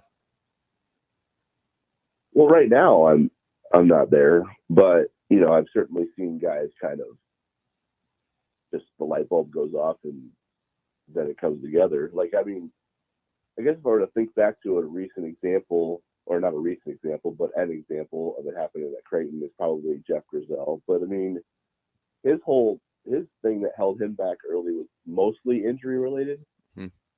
So it's not like it wasn't always there. But he ran like a building. I'm just saying he's still playing basketball to this day, and no, that's fine. But like, part of what held him back is that he He moved like Sasquatch. Well, the reason he moved like Sasquatch, according to you, is because he had ankle injuries left and right. So I mean, it was kind of hard to move for a big guy. Okay. I mean, he wasn't moving like Giannis before the ankle. I'm just saying, you don't need your 5 to move like Giannis, man. College basketball. I'm saying, like, there has been a precedent before for a guy that you don't think is going to do it for it clicking. You know what I mean? And we've seen flashes with Fred, mainly last year when Kaufman was out. But he's had his moments. Where it looked like there was some potential. He had some moments. So, I mean, there's something there, but it just hasn't, the light bulb hasn't gone off. I don't know if that's because in Fred's mind, he just sees Kaufman and says, I'm never playing over that dude. And why? Which is understandable. Which is understandable for sure. But I mean, there's also, I think I wouldn't be shocked by it, but I don't see it right now. So right now, it would probably behoove Creighton to kind of look for a Kaufman replacement there if he ends up leaving. Okay, so could you see a world where Creighton starts Jackson McAndrew at the 5 and they play like a death lineup style of game again? Do you think they would return to that where they have all 5 players on the court who can score and kind of, I bet it would be Trout at the 5 and McAndrew at the 4. But at the same time, I mean, you have a lot of depth. I mean, if you look at it, I mean, you could put Miller in the starting lineup, you could put Green in the starting lineup, and you could have Jackson McAndrew. You would instantly add a lot of length and a lot of shooters, I mean, Green's going to get you rebounds. Miller's going to get you, spot up shots. I don't know, Matt, do you think that's a viable possibility going into the future where you sacrifice a rim protector in order to get more points? For death lineup. I mean, I feel like everything you just laid out there we could be talking about next October. Well, but you're on the show in April, Matt, so let's talk about it now. Well, it's baseball season. Yeah, I think it could be a possibility for sure. It just depends on how they acclimate. Like, what can Jackson do at the 5? What is your defensive identity without Kaufman? Are you gonna change things up in terms of your style because now you have to keep everybody away from the rim as opposed to sending them there all the time? Because like, look at Nebraska, for instance. Like, Nebraska doesn't have rim protection, so they have to protect that area of the floor from anyone even hitting them. Creighton kind of the opposite way. They don't really have great perimeter presence that they have to push everything to the paint. So it just depends on how the guys kind of work the offseason and how the roster comes together. But certainly offensively is going to be where their bread butter next year. That's Matt DeMarinis from the White and Blue Review. If you've ever wondered what our group chat looks like, it's a lot like that where we just yell at each other and then we sign off by saying, "Love you, buddy." Love you guys. Thanks. Love you, Matt. We'll be back more with Hurrdat Sports Radio next. We will be back.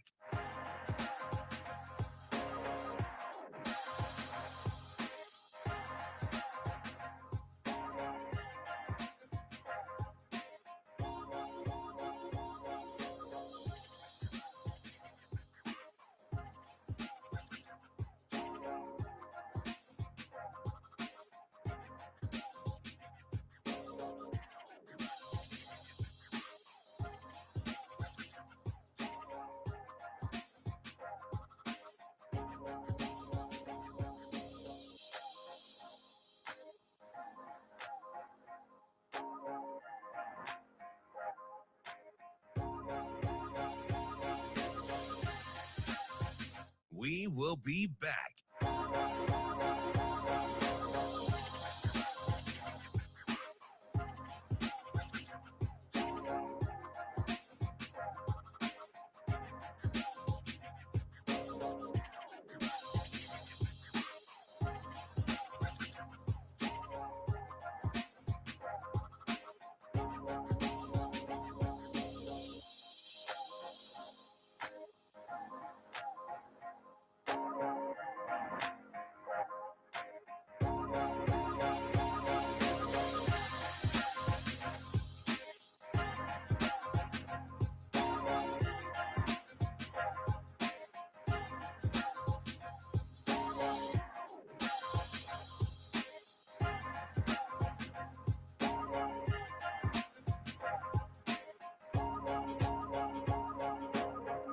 We will be back.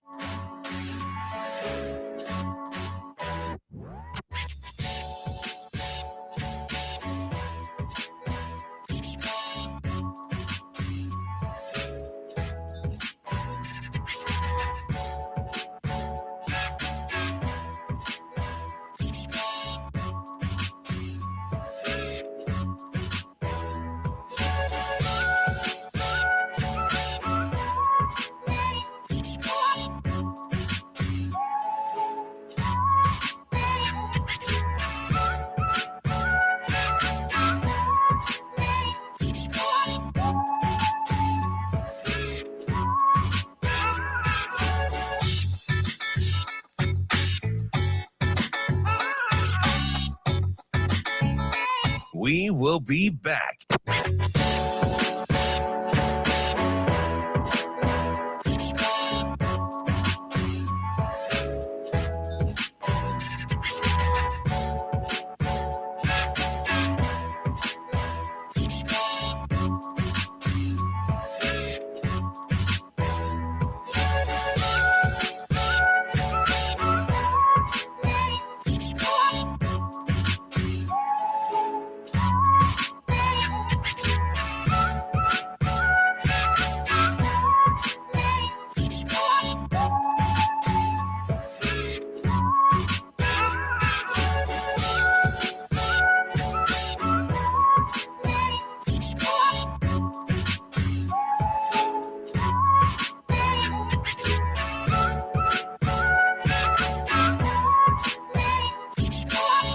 We will be back.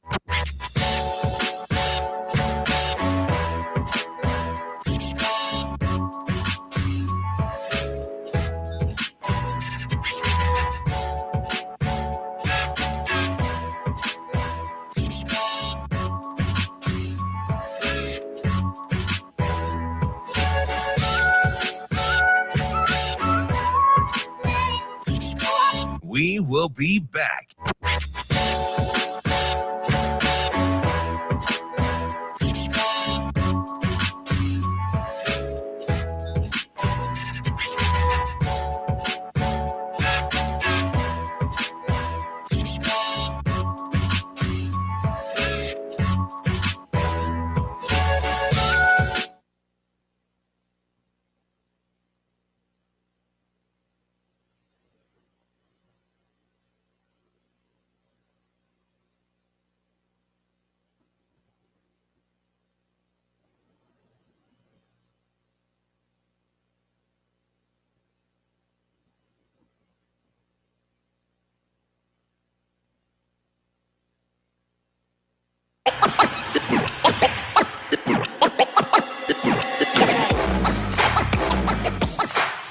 You're listening to Hurrdat Sports Radio. We're halfway through the show here on Hurrdat Sports Radio, AM 590, ESPN Omaha, ESPN Tri-Cities. We're live on Twitter, Facebook, and YouTube as well. Live from the Pillar Exterior stage here at the Hurrdat Sports Bar and Grill. That is Alex Sindelar. I'm Ravi Lulla, and I'm here to remind you when you're driving, hands on the wheel, eyes and focus straight ahead. The driver has one job, that is to drive. This message from the NDOT Highway Safety Office. Those are rules that Alex follows all the time because he's on the road a lot. That's correct. I never text and drive. Out driving to western Nebraska. That's right. That's what that voice to text is for. You just hit the little button and you're like, hey, what's up? Absolutely. Focus. Focus. Hands on the wheel. Need to get to York. Got to get to York. Got to get to Hyannis. Never been to Hyannis. I've been to York. Played some basketball games in York. Never been to Hyannis. Hyannis is it's Are you okay. guys going? Where is Hyannis? So it is north of Ogallala. Where is Ogallala? Ogallala is west of North Platte. Oh, so it's way out there. If you keep going on 80 past North Platte, you'll go to. And Hyannis is a little north of Ogallala. Is there anything west of Ogallala? Is there anything west of that town? Isn't that like the farthest west town? Isn't McCook further west than McCook North is Platte? McCook is south. of North Platte, so it's closer to the Kansas border. Gotcha. I mean, west. Then you get to Scotts Bluff. I mean, Scotts Bluff is the furthest west you can get, basically, on 80. Pretty well, Chadron. I guess on 80. Yeah. No, it's actually I think Ogallala is the last town because Ogallala is in the Mountain Time Zone. Oh, which there people we don't go. know. So know. it's really funny because it starts right at Ogallala. So when I do get into Ogallala and I do stay the night, yeah, I have to account for the time change. But then it's 5 minutes back east, and I'm back in the Central Time Zone, and I'm like, nah, that's worth it. That's wild. Glad that that's not archaic at all. But which I love Ogallala. It's a great little town. You gotta go visit, go and see Lake McConaughey. I think it's Nebraska's ocean. Because you can't see the other end. Oh, nice. So the horizon drops off in the water. It's really neat. I can't say I've been to Ogallala. I've been to North Platte. I've been to McCook. I don't think I've been to Ogallala for anything. So maybe we'll go bring the boat out there. Absolutely. Have a little boat day. I don't have a boat, but we could bring one out. No, we can bring my boat out. You have a boat? Yeah. When did you get a boat? Last year. You're making boat money? We can talk about that later. Yeah. No, I do have a boat. It's nice. It's like a 26-footer. It's a good size. Wow. What are we doing? We should be on the boat. We'll go out this summer. It's out at Lake Manawa. We go out and hang out on the boat. Shane, you can do the rest of the show by yourself, right? We're gonna go on the boat. Well, Natasha's busy, and she's the one that actually knows how to sail it. So true. Okay. We have to wait till Natasha's available. I'm really just there for the vibes on the boat. Yeah. I'm not there to actually sail it. That's not what I do. Yeah. Seltzer, sunglasses, yeah, swim trunks, 100%. golden, some linen, maybe pants. some yacht rock. Oh yeah, definitely some yacht rock. 100% some yacht rock. So I'm back here to continue to defame Trev Alberts. I will defend Trev Alberts. I mean, defame him with the facts, so I guess it's not really defaming. So I mentioned earlier, I think we've been giving Trev Alberts the benefit of the doubt a lot with why we're so angry about him leaving, right? I mentioned earlier that maybe we're reading his career incorrectly, and that's why we were so upset about him leaving. I mentioned earlier that he left ESPN under tenuous circumstances. I wanted to look it up to make sure I wasn't correct. He was fired by ESPN. He wanted to be Kirk Herbstreit, right? Because he breached his contract because he just didn't show up for work. Mm-hmm. Because he didn't, quote, want to play second fiddle to the game day crew. He wanted to be basically Kirk Herbstreit. So that's a good way to work with your employers, is to just be like, hey, I want to be the main guy. I'm not the main guy. Deuces. And then get fired for it. Right. Tough hang. Yeah, but, I mean, honestly, do you watch College Game Day at all anymore? Not a ton. No.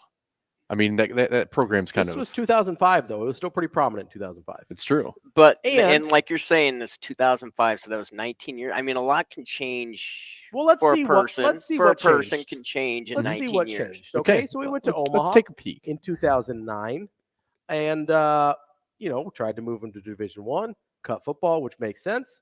You say it makes sense to have cut wrestling. I disagree, but we'll leave that there. I certainly think it was handled poorly how he cut wrestling, basically telling them as they got off the bus from winning a national championship that, hey, you're gone. Always go out on top.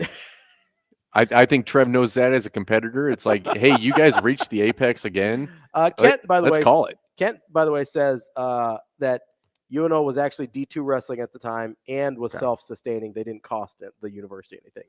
So they were self-sustaining at Division II. It probably would have cost them money to continue the program at Division I. I think an investment that would have been worth it, but we'll leave it there, right? What we do know is that, yes, it costs a lot of – they were in bad financial shape when the move to Division I was made. That's part of the reason they made the move to Division I. They did not get in any better financial shape. Moving to Division I is expensive. I understand that. Here's my issue with his time at Omaha. Mm-hmm. It's not that they were in bad financial shape. It's that there are millions of dollars unaccounted for. If we knew where all the money went and they were in tough financial shape, that makes a little bit more sense. But the Nebraska Flatwater Free Press put out a story about Trev Alberts that largely got ignored. Yeah, I or think, at least forgotten quickly. Well, everybody called it a nothing burger or whatever, but it really was it's not a nothing burger. But it was the recounting of a memo. It is the recounting of a memo, but a memo that says Trev Alberts presided over an athletic department that either lost or could not account for millions of dollars. It spent more money than it made. But they don't know where they spent it. That was the issue from the memo. Mm-hmm. A lot of people spend more money than they make. University of Arizona is in like a $177 million hole right now. Right. A lot of people spend more money than they make. Mm-hmm. Most people know where that money went. That's the issue. Let's just keep that in mind here with Trev Alberts as we move forward, okay? He's on the job at Nebraska for less than 3 years. The best thing that he did was hire Matt Rule. Is that fair? I mean, the stadium expansion idea, I think that was going to be a good thing. I don't think it's going to happen now. It's an idea, but he didn't do anything. I mean, he put together the pieces. He created basically the quote for what he created the quote. Yep. He got it approved by the Board of Regents. He had the vision. He was meeting a lot of resistance in terms of actually getting the money for it. Right. Which is not a Board of Regents issue, by the way. They approved it. Okay. The president approved it. Board of Regents approved it. It's then on him to find the money to do it. Correct. Which is donor money, which is fundraising, which is doing all of that kind of thing. Most of what his job is, right? Well, pretty much, yeah. A lot of what your job as an athletic director is to do that. So, but the locker room, championship center, all that stuff was started and completed and fundraised for before he got there. Correct. He just oversaw the completion. Yes. The stadium project never got started. It didn't have the time to start, correct? Because he left. Yes. Of his own free will. Yes. So that's why he didn't get started. It's not because somebody stopped him. That's true. He stopped him. Well, he left. He left. Okay. And by leaving, caused the project not to get started, or even have an opportunity to get started. Can I make the argument to you that the project that he laid out was a little tone deaf for the current climate of both the football team and the university? Now, can you explain that to me? Because I disagree. $500 million project that will probably end up costing more than that by the time it's done. I think the initial price tag was $450. I think most people think it's going to take $600 by the time everything's done with inflation and delays and whatever, right? You bake in a little bit of that there. So $600 million project at a time where the university in general is having a hard time financially. They're having a hard time with enrollment. And the football team that you're building this for has not been to a bowl game in 7 years. Makes it harder to fundraise when you're losing. Sure. So that's a really ambitious project.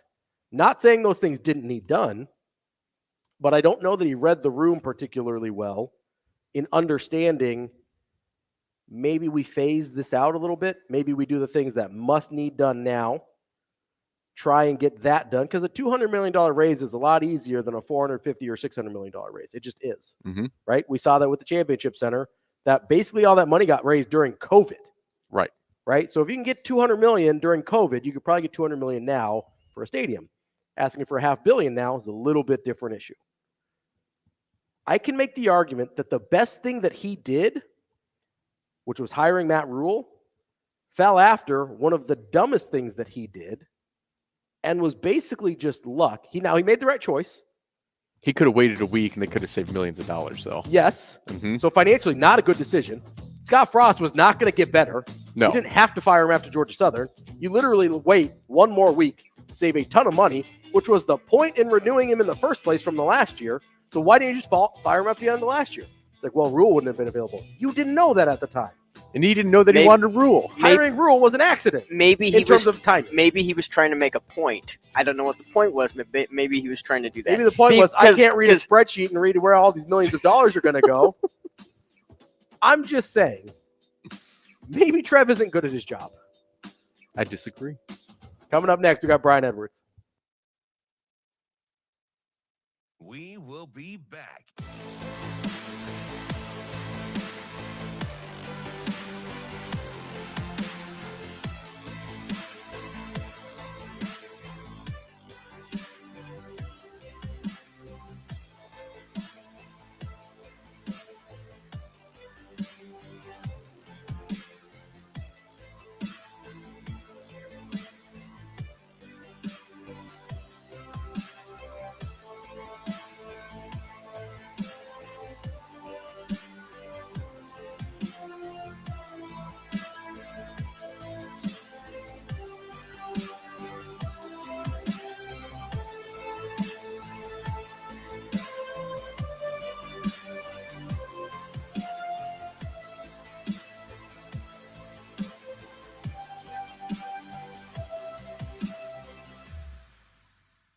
We will be back.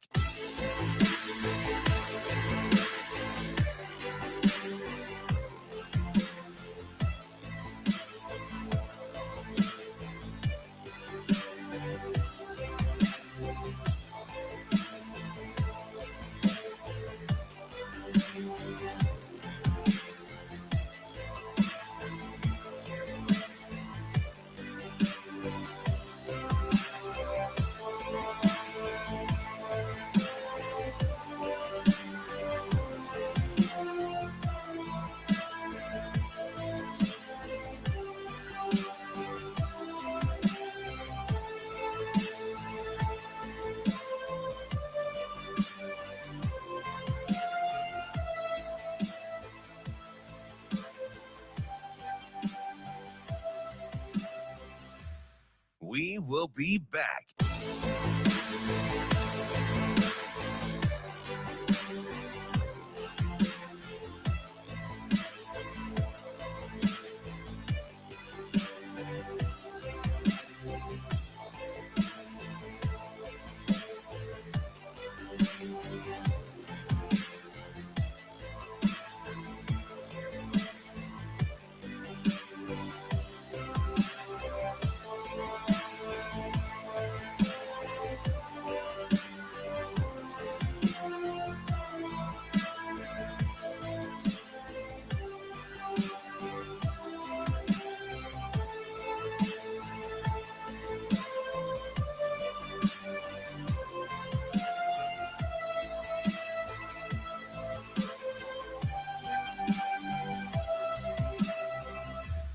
We will be back.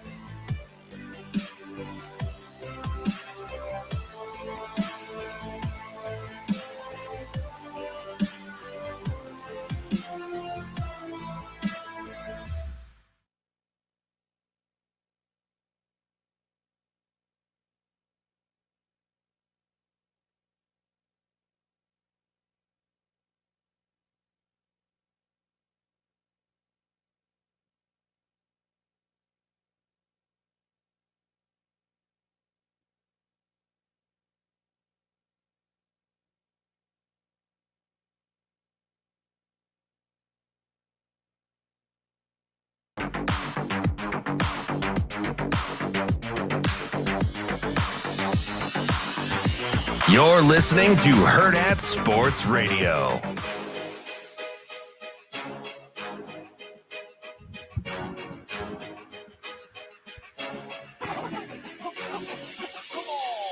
Wrapping up hour number 2 here on Hurrdat Sports Radio, AM 590, ESPN Omaha, ESPN Tri-Cities. We're live on Twitter, Facebook, and YouTube from the Hurrdat Sports Bar and Grill on the Pillar Exterior stage. That's Alex Sindelar.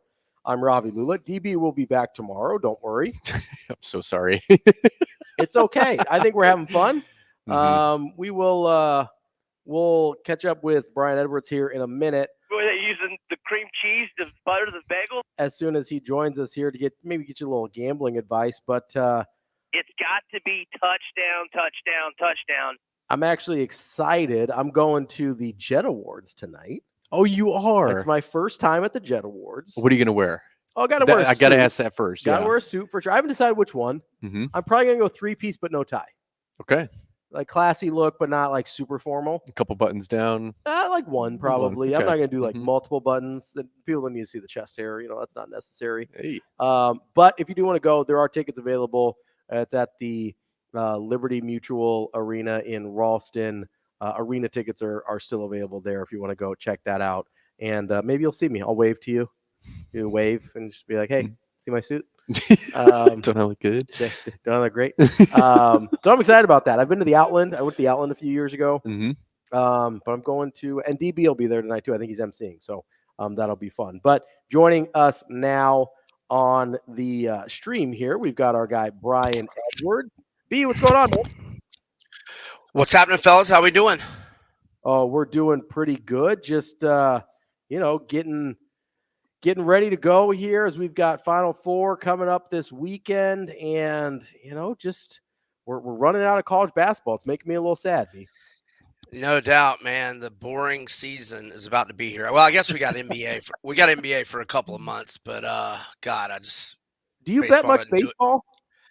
I used to. I retired from baseball. Like it's hard been at least a decade. It's probably like 12 years. Well, I always thought it was the easiest sport to bet on if you're passionate about it and you follow it day to day. But when you go from the late August through March Madness, day to day grind. I'm looking for a break from the ball games, not to be invested every single day in 20 games. I mean, it's ridiculous. Yeah, there's I used to be pretty heavy into baseball as well, and I agree with you. When you're locked in on it, I did think, especially back then, it was the easiest. But now the analytics have become so commonplace that, like back 10, 12 years ago, you could find some real advantage if you knew the analytics and everybody else didn't. Now it's a lot harder. Yeah, I used to love to play the run lines on home favorites rather than lay in the minus 160, go minus 1.5 for plus 140, 150. But I've been out of that mix for a while. Well, let's hop back into college basketball while we've still got it. NC State, a pretty big dog this weekend as well. They probably should be at +9. You see any value there? Yeah, I like NC State here. And obviously, they've won 9 straight. They've won outright and 7 straight as an underdog, and there's been nothing fluky about it. I mean, 2 wins over Duke, a win over Marquette, a win over Texas Tech, a win over North Carolina, overtime win over Virginia, 18-point win over Syracuse. Syracuse was playing pretty decent down the stretch, and Purdue has only won by double digits. I mean, I guess it's good for 4 times in their last 13 games, but it's not like, Purdue is an automatic to win by double digits. So they're not UConn, basically. Right. Exactly. They're not UConn. And we can get to that in a minute. But I like NC State +9, and I'm going to put just a little bit on +350 on the money line, kind of just catching 83 vibes from this team as I show my age. Then we've got, you mentioned UConn. They're a double-digit favorite, and they've been waxing everybody. How big would that number have to get before you didn't like UConn on it? Right. Probably 14. So it's 11.5 now, but you'd play it all the way up to 14.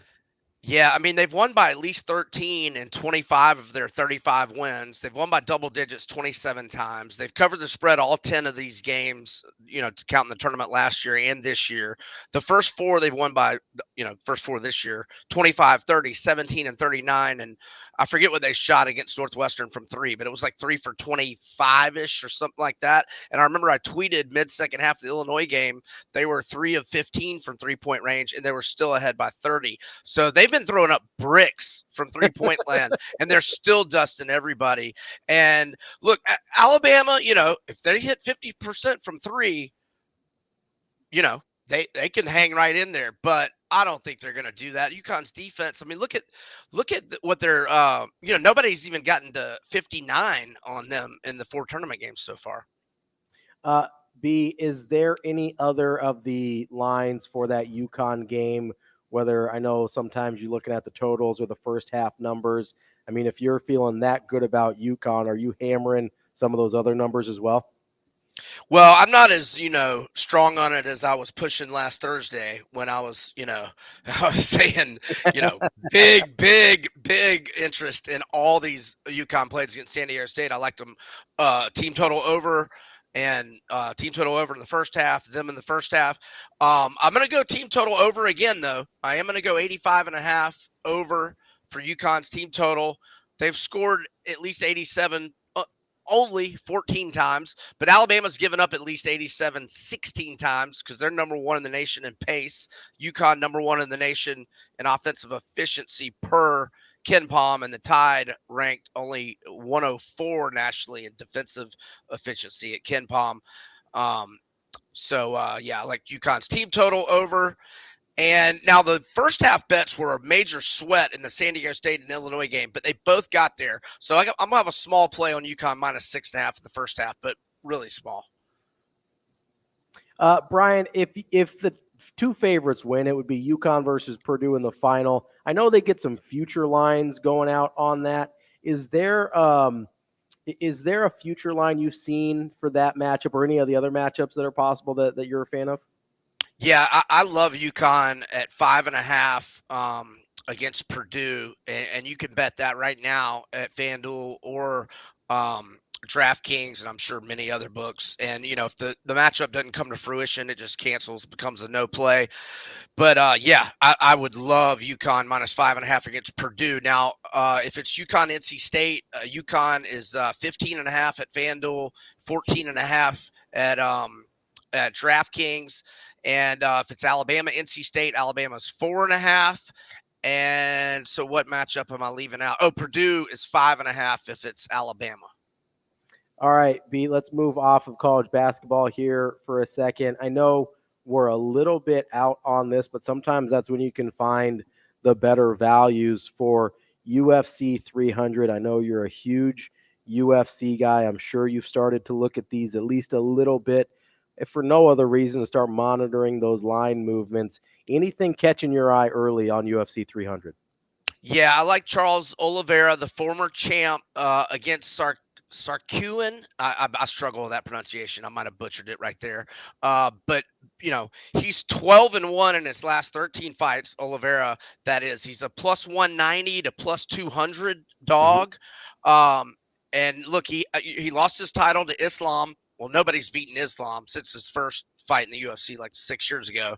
And he's taken out Gaethje, Poirier, Chandler. He lost to Islam, bounced back nicely. Dariush had a 8-fight winning streak. He beat him finished him in the first round. I think Oliveira is a steal at around plus. I mean, you should probably be able to get at least plus 185, but maybe plus 190 or better. Yeah, I'm seeing him as high as plus 200, which is great value there. So I know, like I said, we're still a little bit ways out from this. That's one you like already. Are there any other ones where you're kind of keeping an eye on the line to see if it moves the direction you like? Yeah, so I'm probably going to parlay Zhang Wei Li. She's in the women's strawweight matchup. I'm not looking at it right now, but I think she's around minus 350, and Gaethje's around minus 210. I'm probably going to parlay those two. Now, maybe I'll package them with a third fighter, maybe Jalen Turner against Moicano, who had that epic speech like a month ago after he won, or maybe 2 months ago. And I'm looking at Cody Garbrandt as an underdog, plus 250. Now, he had a shaky run there for about 3 or 4 years after he lost the title, but he's won back-to-back fights now. He hadn't been knocked out, most importantly, in like 3 or 4 years. So I think he's, got his equilibrium, so to speak. And look, he's plus 250. He could knock out anybody with that right hand at any time. So that's going to be the first fight on the early prelims. But this card's so stacked. This is one you start watching at fight number 1 next Saturday, April 13th. So I like Garbrandt plus 250. I'm looking to go Gaethje, Weili, parlay. I don't even know what that – I didn't put that in the parlay calculator. Probably about even money for those two. I might add Jalen Turner to it, but I'll let you know next Thursday. Perfect. That's Brian Edwards. B, where can they find you? At Vegas B Edwards on Twitter. Find my content on Major Wager. Wrote about UConn's travel nightmare last night, this morning. They deserve everything that happens to them. It sounded like a nightmare last night. Well, it's a nightmare dealing with Danny Hurley every time he comes anywhere. So he's earned it, I think. That's what we like to call karma. B. I'm not a big Danny Hurley guy. I hear you, man. I got nothing bad to say because I've been riding them from a betting standpoint, and they've been good to me. So, well, listen, you can make money off of him and still not like him very much, but I understand your position. B, we appreciate it as always. Make sure you go check out Brian's work, MajorWager.com. B, we'll talk to you next week. Probably talk a little UFC, maybe a little NBA next week as well. Sounds good, fellas. Y'all have a great weekend. Enjoy the games. Thanks, Brian. That's Brian Edwards, our Vegas insider. MajorWager.com, BrianEdwardsSports.com as well. That's Vegas B. Edwards on Twitter. Coming up next, we've got Michael Bruntz from Husker 24/7 here on Hurrdat Sports Radio.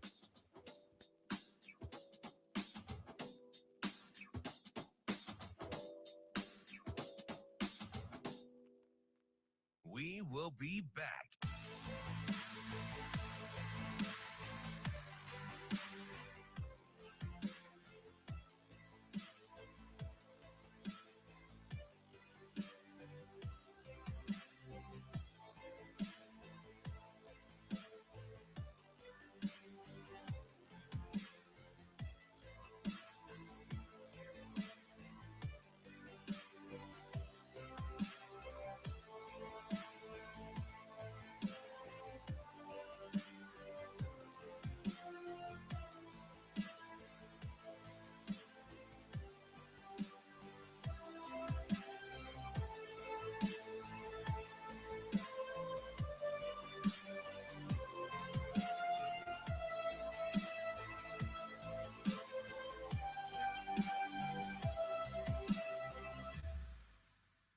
We will be back.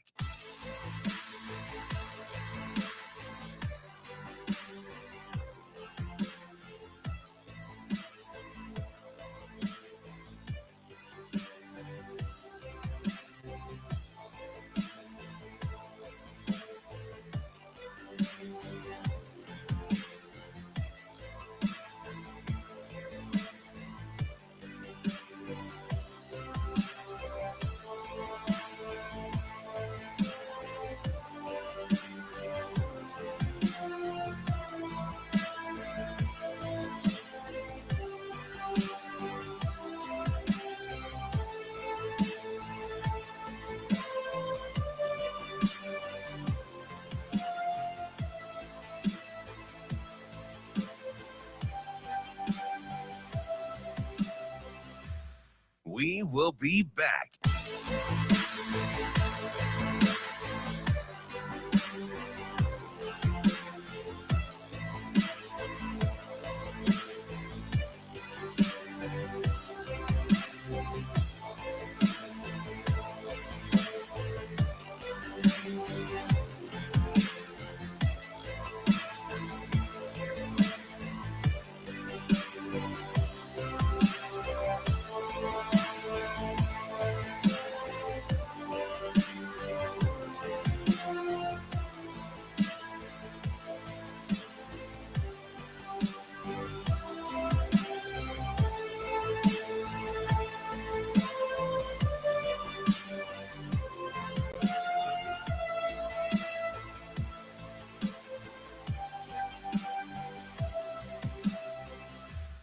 We will be back.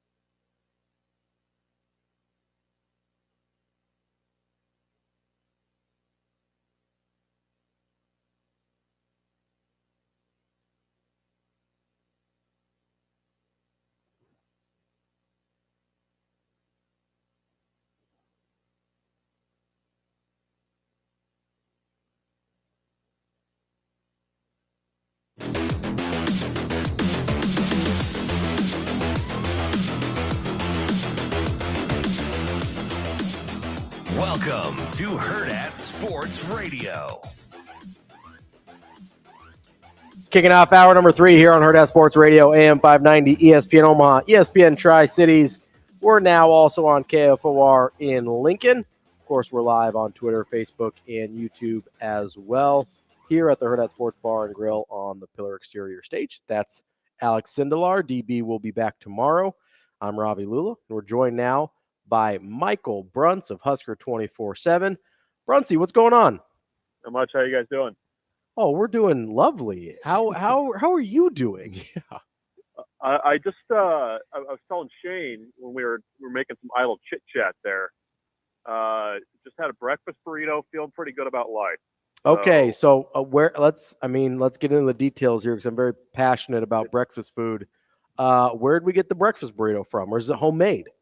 No, I dropped the kids off and swung by. I was telling Shane, Lincoln is a little bit of a not a desert, but you got to kind of pick your spots. I think on the breakfast, there's not a ton of breakfast here. So, ooh, okay. I just went Whole Foods on the way home. It doesn't matter. A good breakfast, a bad breakfast burrito is still a good breakfast, but it was a good breakfast burrito. So you weren't staying in line for an hour to get the Runza breakfast, or the breakfast Runza. Excuse me, the breakfast Runza. I was not. I heard mixed reviews. I don't want to get too out in front of this, but I heard some mixed reviews on it. I mean, just looking at the picture, there's some things I would change.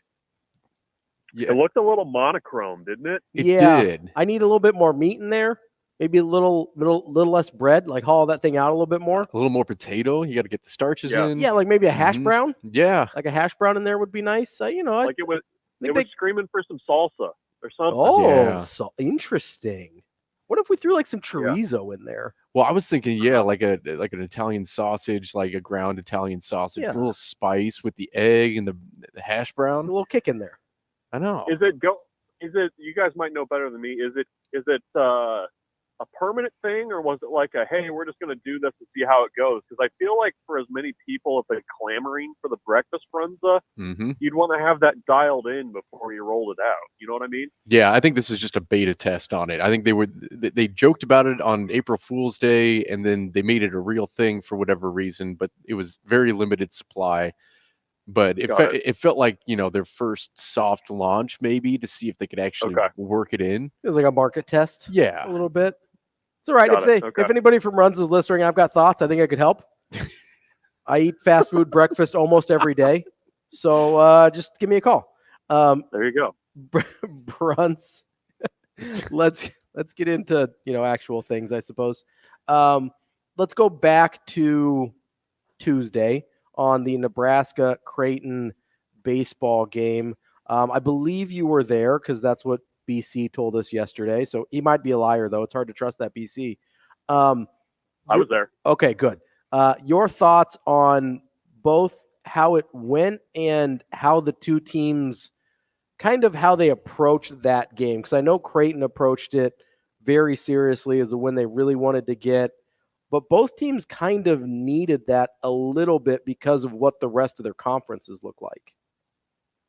Yeah, I don't know what Creighton's non-con looks like the rest of the way. Not much left. No. Okay. I think Xavier's probably their next best. It is. Opportunity for a top 50 type win.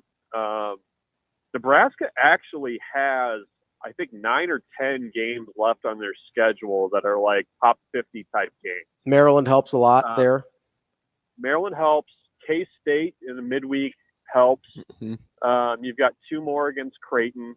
They actually go to Kansas in a midweek, and Kansas is kind of, if you look at the initial NCAA tournament projections or whatever, they're kind of on the NCAA tournament bubble. I think they were like in the low 60s RPI wise when I checked a couple days ago. So Nebraska's got some opportunities left. I mean, I think, it was a disappointing night because, you lose 5-3. And the thing that I think Nebraska was frustrated by was that a lot of the kind of issues at the plate that I think that they had kind of felt like they were past as a team kind of popped up again. I mean, they struck out 14 times as a team.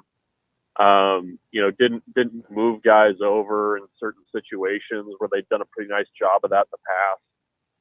And so from that point of view, it was pretty disappointing. And, it's one that, I get it on our message board a lot about how Creighton approaches that game so much more, or wants it more badly than Nebraska. I don't know that that's necessarily true. I think Nebraska's been hurt in the past couple of years that they just haven't had a lot of bullpen depth, which you have to have in midweek games like that. But I think, that was the most frustrating thing for Nebraska was just, some bad at bats, especially late when you had opportunities to score some runs. And I mean, even the second and third innings, Nebraska has two runners on, and you don't get anything from it. I mean, that, credit to Creighton for getting out of that situation, but I think Nebraska didn't have very good at bats in that game either.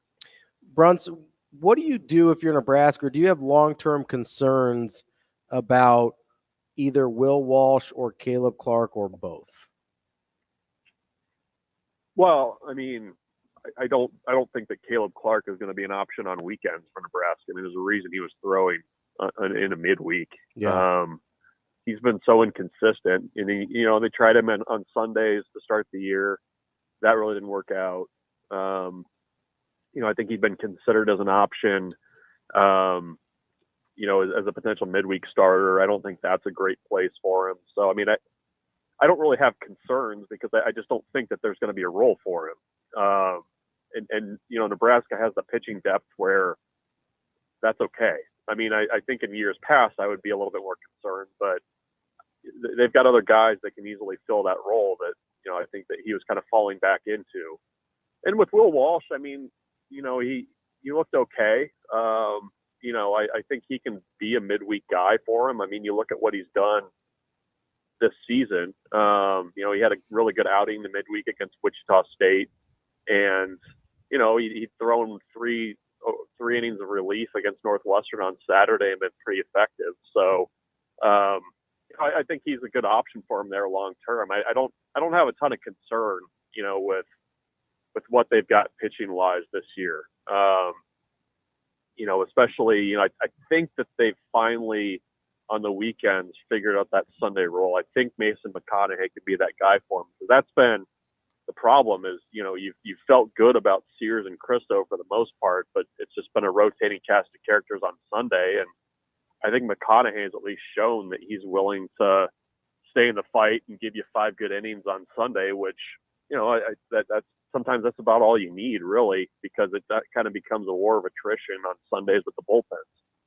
Bruntz, just looking at the season as a whole, I mean, D1 baseball came out yesterday and they released their regional projection, and they have Nebraska hosting with Creighton in their regional. Now, just looking at the rest of the season for the Huskers and looking at that possibility and that reality, I know a lot of Husker fans are kind of snake bitten. Obviously they get ranked this week in the top 25. They go out, they lose to Creighton. And now this other, piece of propaganda comes out and says like, hey, they could be hosting at the end of the season. What do you think Will Bolt needs to do in order to kind of avoid that hype train and getting into his players' heads? What do you think that he needs to pursue with his team to kind of keep them on the level?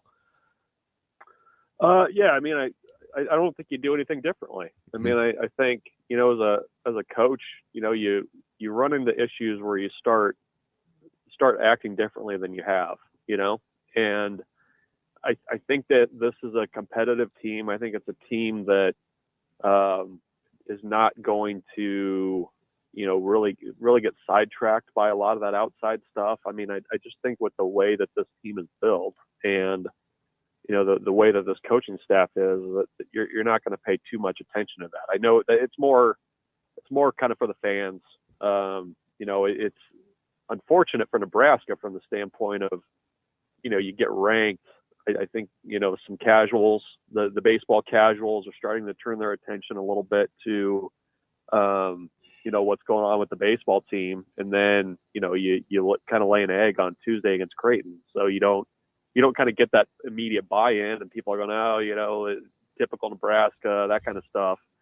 And, I don't think you do anything differently. I mean, it's based on where things are at right now, the first week of April, I mean, Nebraska would be hosting a regional, more than likely just based on RPI. I mean, the thing that they're going to fight is that unless they go out and win 40 or 42 games this season, that's probably not going to happen because, just based on RPI and who you have to play in the Big Ten, it's really difficult to kind of keep that RPI ranking unless you just go out and win game after game after game after game. I mean, the margin of error is just so thin for Big Ten teams. So we'll see if they can do it. But I mean, I don't get the sense that aside from some graphics that are out there and a little bit of outside chatter, I would guess that they're talking about it a ton in the locker room over there. But that's also been the goal. I mean, Will Bolt's talked about it a lot. I mean, they want to put themselves in a position to potentially host regionals, and they're at least in the conversation right now. Which you go back to last year, and this time last year, you already knew that you had to win the Big Ten tournament if you even wanted a chance at postseason baseball. So a little bit different situation this year. We're talking with Michael Bruntz of Husker 24/7. All right, Bruntzy, let's change gears, go to football here. I know that it's kind of part of your family. They're over at 24/7 Sports, but CBS Sports put out a article about one former Nebraska head coach, Scott Frost. Apparently he wants to coach again, so good for him. Did you find the tone of that article strange at all? Yeah. I did. Probably a leading question, but your thoughts. Yeah, I mean, I know the headline was that he had, grown and learned and from his time at Nebraska. You didn't really get that in the article. I was kind of, how you're kind of waiting. Yep. You're reading something. Yep. And you're waiting for it, and anything it at all never happened. And then it ends. Never. It was a 6-minute read, and it was done. Yeah, I don't know. I would have liked to have known if there was a little bit more self-reflection about his time there. I think that was probably what everybody was kind of hunting for when they started reading that article. I have no doubts that he wants to get back into coaching. I mean, I would have probably said that before the article. Yeah, but, I think that's pretty obvious. Yeah. So I don't know. I mean, I guess I was left wanting a little bit from what was there. That's probably my diplomatic way of saying it. I appreciate that. I said all the undiplomatic things in the first hour. If anybody wants to go back and check those out, but I understand Bruntz has to tread a little carefully here. Bruntz, I wanted to switch over to actual happenings in Nebraska football now, or I guess maybe potential future happenings. Alan True, one of your analysts over there at 24/7 Sports, has put in a crystal ball prediction for a 4-star running back for Nebraska, Jamarion Parker. Big deal? Not a big deal? Big deal. I think it's a big deal. He had been committed to Arkansas for a very long time. I want to say almost a year. Mm-hmm.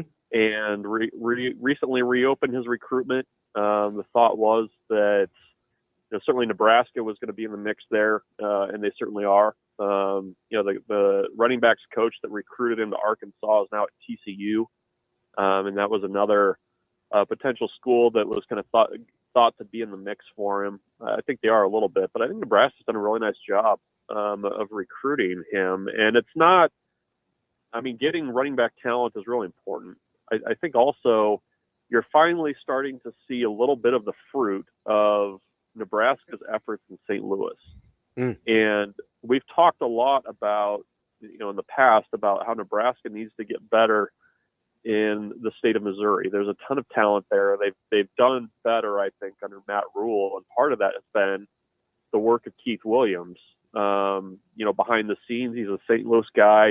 He understands Missouri, and Rob Dvoracek, EJ Barthel, they've done a really nice job of targeting guys early in St. Louis, using their contacts down there to kind of find out who's kind of up and coming and that kind of thing, and just starting to build those relationships. So, with Parker, Nebraska, he's been up to Nebraska multiple times. He's up here again today for practice. He's coming back for an official visit. That would be a nice win just in terms of a talented running back, which he is, but also finally Nebraska is would be back to getting guys out of St. Louis. And it's not just him. You've got Corey Sims, a legacy wide receiver out of St. Louis as well that has an official visit scheduled. And I think guys in that area are starting to, look at Nebraska as a realistic option now. and that hasn't necessarily been the case in recent years. So that's a good sign. Bruntz, looking at spring practice, everything that's been going on since it started, who's been kind of the talk of practice, performance wise, who's kind of been surprising that you've been hearing out of the Husker camp and just, around the area as a whole? Yeah, I mean, I think it's been, more by position in some ways. I mean, I think, you just kind of go through the roster picture, and we got to see a little bit of individual periods and stuff last week during practice. And I mean, the flip that's taken place in the last year in terms of depth and talent on the defensive line is pretty remarkable. I mean, I think that's kind of where your eye gravitates towards first is like, they've got, I would say probably 7 guys right now, maybe 8 guys that they would probably feel okay about putting in a game right now as we stand here in April. And, the challenge is going to be, how do you get a guy like James Williams, who was great as a situational pass rusher last year, on the field on first and second down? And how do you get more out of Elijah Judy, who is, by all means, one of their more talented defensive linemen, but maybe hasn't kind of found, how to kind of go to that level consistently yet. So that they're trying to unlock that, but I really like what that group can be. And anytime you're good up front on defense, I mean, it makes things so much easier for you on the other 2 levels. And, I'll say one other thing. I mean, the other group that I'm intrigued to hear more about this spring is the wide receiver group. And they brought in Nair and Banks. They needed a shot of kind of veteran experience there. But it's an intriguing group of young guys too. I think Ja'Cory Barney might have a chance to get on the field early on. I'm eager to see what Demetrius Bell can do coming off of that redshirt year and carrying 30 more pounds than what he had when he showed up. So those are the 2 groups I think that at least through the first week have kind of caught my attention, and maybe also kind of what we're hearing as well. Michael Bruntz from Husker 24/7. Bruntz, am I the only one that spent way too much time looking at that spring league video, trying to figure out who all the blurred out guys were, or is that a me problem, or did you spend some time Zapruder filming that thing as well? I did not. Okay. I may need to. So you may have a little bit better mental health situation than I have. I was wondering, are we going to get like a transfer wire, like a waiver wire thing? Like, are we going to get updates? On the transactions? I hope so. Yeah. That would be incredible. I like this idea, if for no other reason. Like, it just seems like this is the kind of stuff you did when you were like 12. And also, like, it just seems like Matt Rule and his staff do this stuff because it's fun, like it makes going into work fun, and doing stuff like this it's a little bit unique. You compete a little bit. I mean, I like it. I've heard some people say, oh, it's kind of a distraction, blah, blah, blah. Well, not if you're still getting work done, right? I mean, right. I know. I mean, and it's like, God forbid you have fun. Like, it's spring ball, like it's by the time you get to like the 3rd week of spring ball, I mean, you're looking for anything. And, I like it. I really like the wrinkle. Well, and they're obviously very specifically working on situational things, right? The one yesterday was all about like I don't remember what they call it, but it was all about 3rd downs and different distances and stuff like that. Like, that's a very useful skill to have. Why not gamify it a little bit like that? I don't understand the people that have a problem with this at all. Well, I don't know. I mean, I think that there's still, for whatever reason, some people think that you should be doing like the Junction Boys stuff.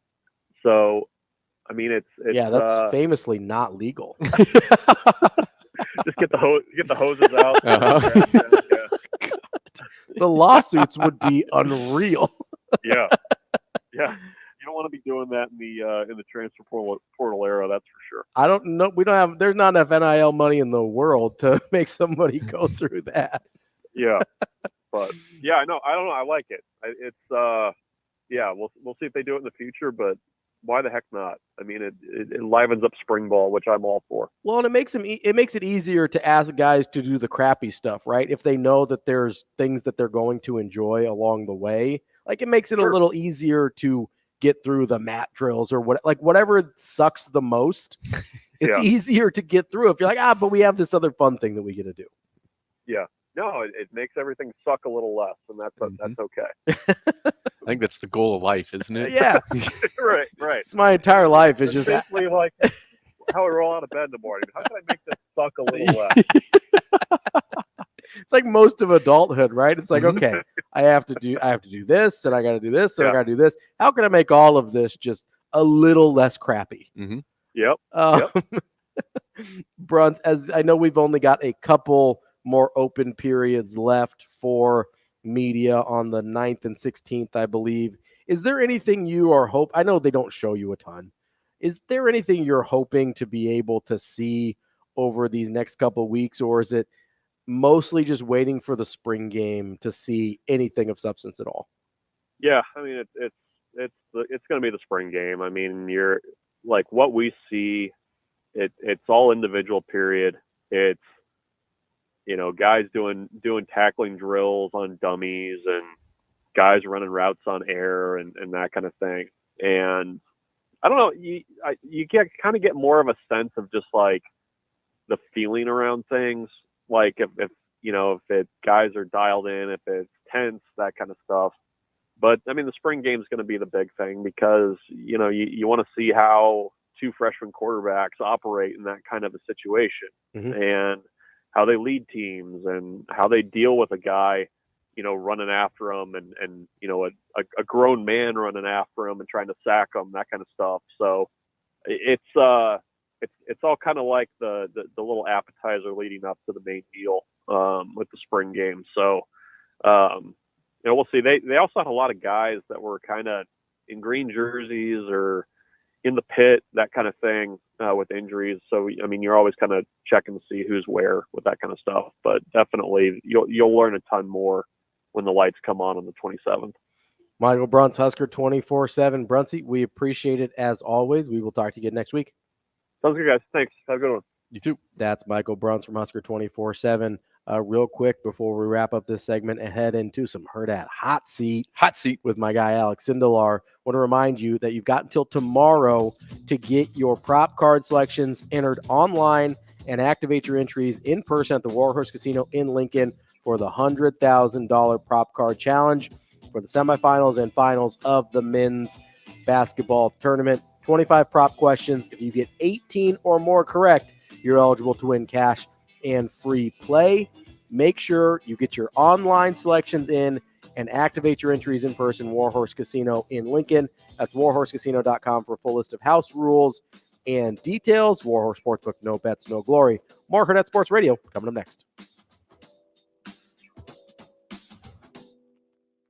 We will be back.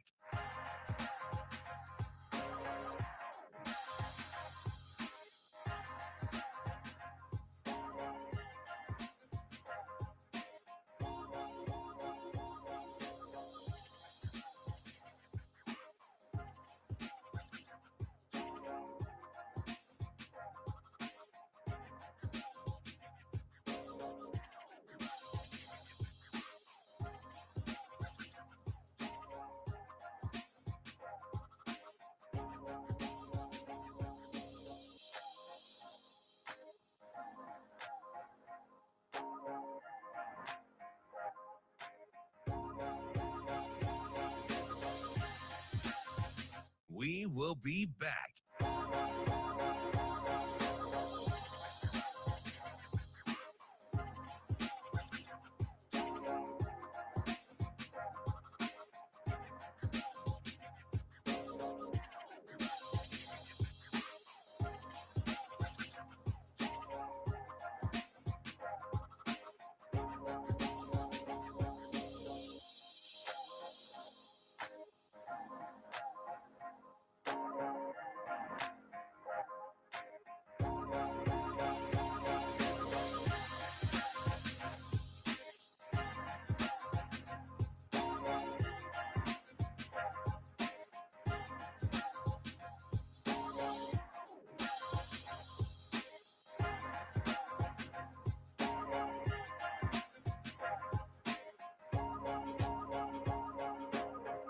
We will be back.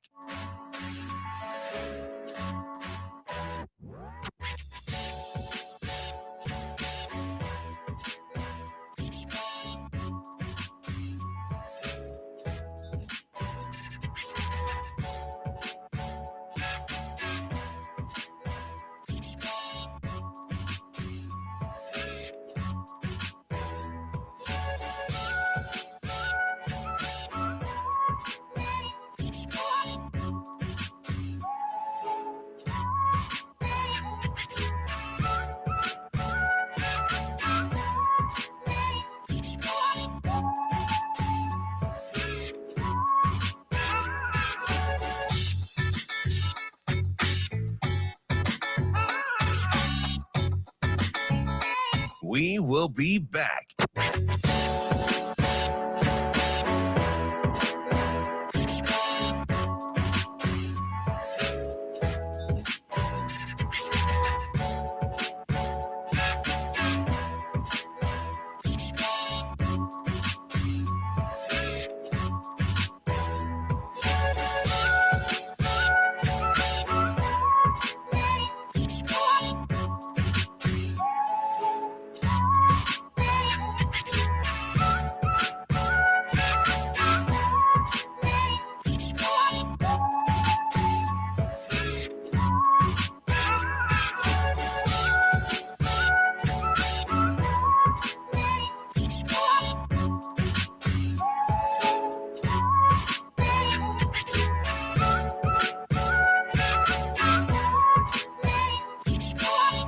We will be back.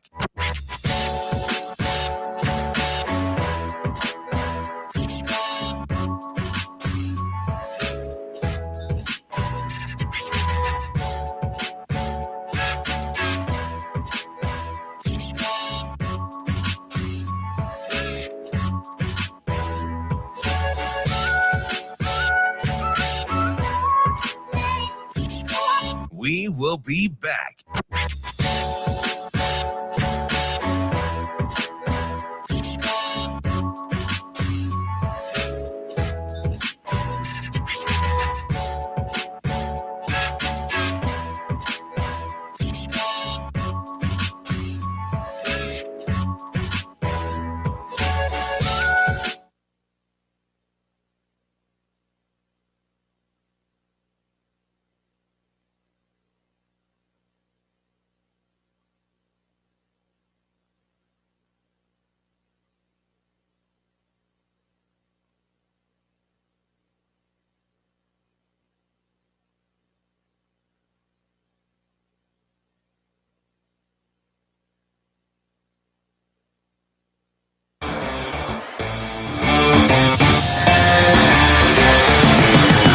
You're listening to Hurrdat Sports Radio.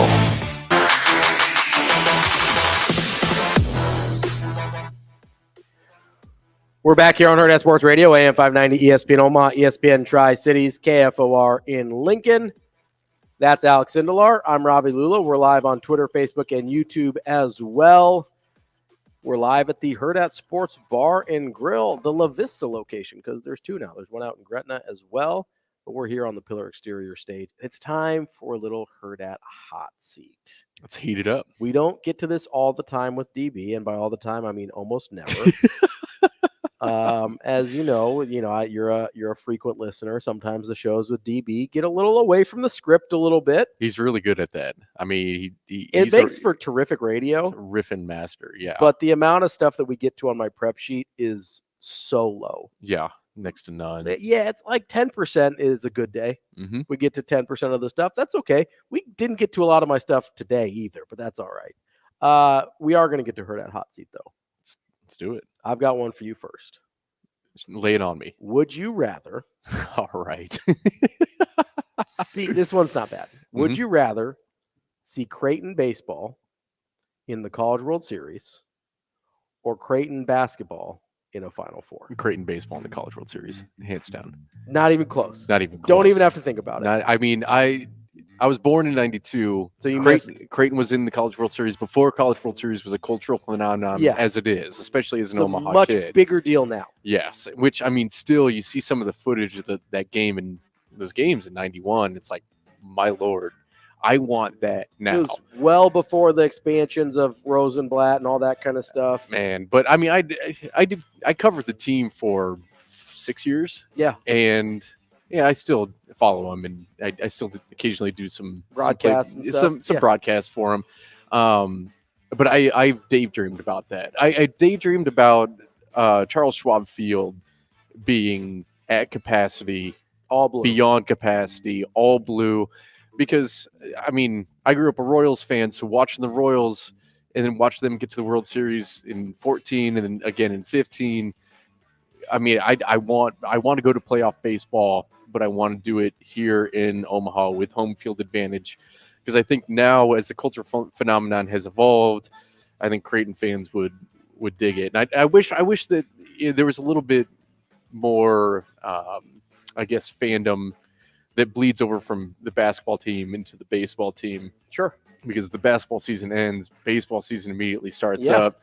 It's they're really good this year. They're really good this year.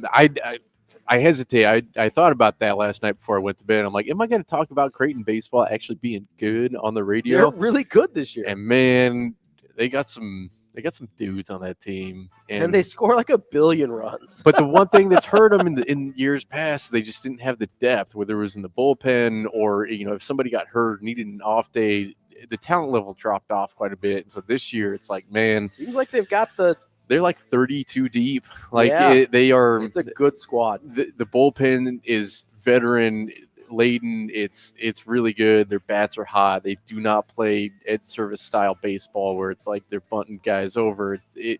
I've daydreamed. And they're winning a lot more. I've daydreamed so many days of.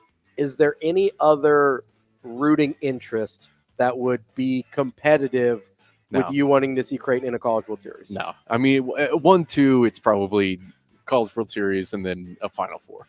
So mine is Creighton Final Four, Nebraska Football National Championship are my 1-2. Okay. I've obviously I was alive for the Creighton or for the Nebraska National Championships. Yes. But I was young, it'd be nice to experience it as an adult. Outside of that, I've seen 4 Red Sox World Series. I'm good there. I'd like them to be good again, but absolutely. What I mean. But you've already seen that. Yes, the highest point in the mountain. I agree with you, Robbie. I've seen 4 of them too, and I'm good with that. Shane wants no more. A 49ers Super Bowl would be nice, but I'm way more into both Creighton and Nebraska than I am the 49ers. Yeah. I've seen Steph Curry win MVPs and titles, and I feel good there. It's really just those two for me. So Creighton baseball. That's it. There you go. I mean, if that happens in my lifetime, I don't even have to follow sports after that. I'll be done. I'm concerned that the bender you might go on would be fatal. Brother. You have no idea, no clue. I would be afraid for my life if I was a beer at that point in time. I think that's fair. Okay, so do you have a question for me? I do. Let's do it. I've got to ask this. You've played many roles. You've gotten many paychecks from different companies in your life. What's the worst profession you have ever been a part of? Worst job that you've had? Oh, that's an interesting question because I've had a lot of jobs people don't know about. Mm-hmm. Like in college, I was a nanny. Okay. 5 children. It was. I think I remember you talking to Andrew about this. It was a lot. Has Andrew asked you the same question? Not this specific question, but being a nanny got brought up. He maybe asked me my most random job. Because you are a avid not enjoyer of children. Yeah, don't. As famously, they're a tough hang. I made eyeglasses at one point at Lens Crafters. I literally physically was in the lab making people's glasses. That's really tedious. It takes a lot of dexterity to do that, doesn't it? A lot of it's on the machine work, but there is some of it that's like very hands-on, pretty specific, dexterous work. That wasn't bad though. I didn't mind doing that. Worst job was I was briefly in a basically telesales role, selling credit card processing before I got into risk management and stuff like that. And the hard part there was, okay, so I worked for a company that was very big in the industry, but had zero name recognition. Nobody knows the name of the company that processes their credit cards until it stops working. Right. Right. So you're basically just cold calling people, hoping they're mad about their current processing situation. Mm-hmm. And if you catch them on the right day, maybe you get a sale, right? Hated that job. Cold calling people is rough. Now, if you've got something with name recognition or something that people care about a little bit more, it's a little bit different.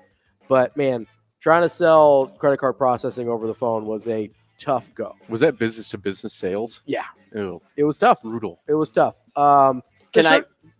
What do you got, Chan? Can I give you a terrible job that I had? Yeah. Please. Okay. So I can't remember if it was like student for hire or something like that, but it was like you would work for this company and then they would kind of loan you out. So like people would call them and say, hey, I need somebody to do this job. I need somebody to do this. And then they would call you and they would say, okay, do you want to do this job? So the job that I went and did was I worked for a farm, and I grew up on a farm. So I was very aware of what a farm would entail. But at one point, the owner got so mad at another person there, he picked him up and threw him in a pig pen. Oh, that could kill somebody. It was awful. Pig pens are, man, so I don't know if people know this. Pigs are murderers. They'll eat people. They don't care. Yeah. And they're so big. Like if you get knocked over in a pig pen, like you will never be heard from again. Mm-hmm. And at that point I said, yep, I'm out. That's scary.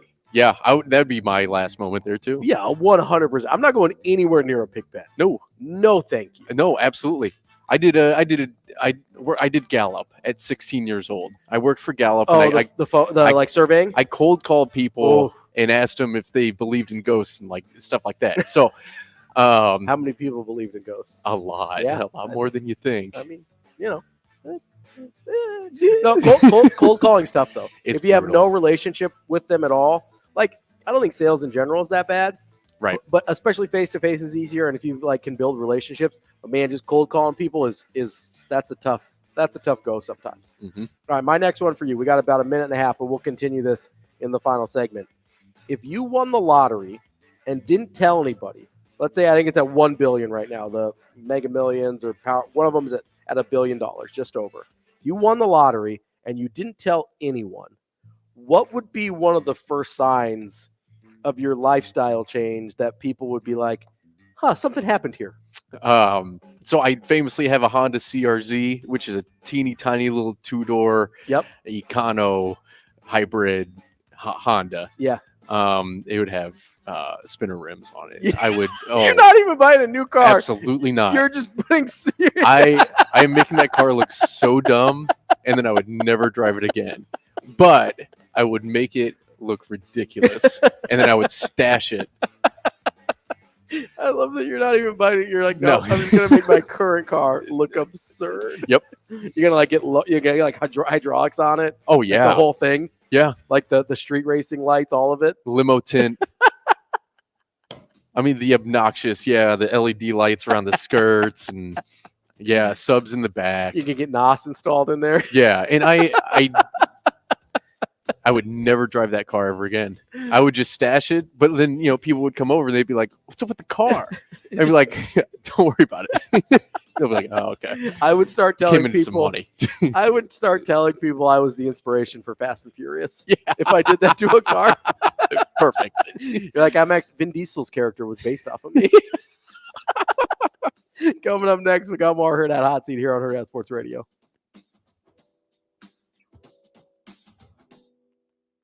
We will be back.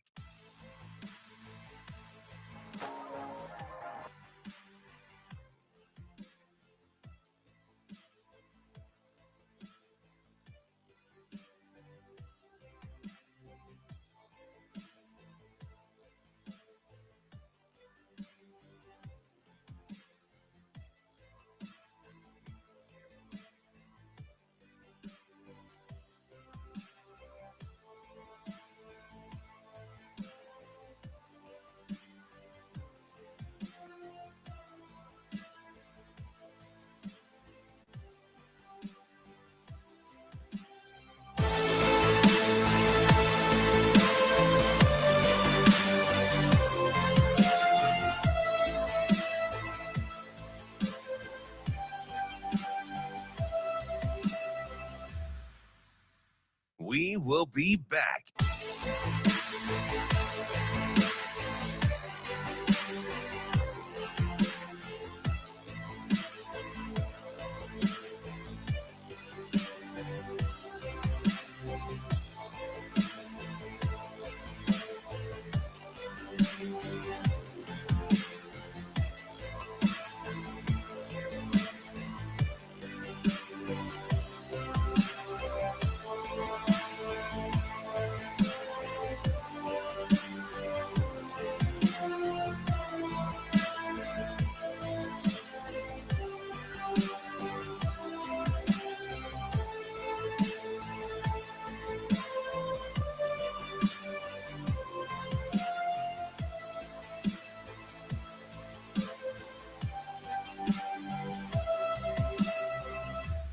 We will be back.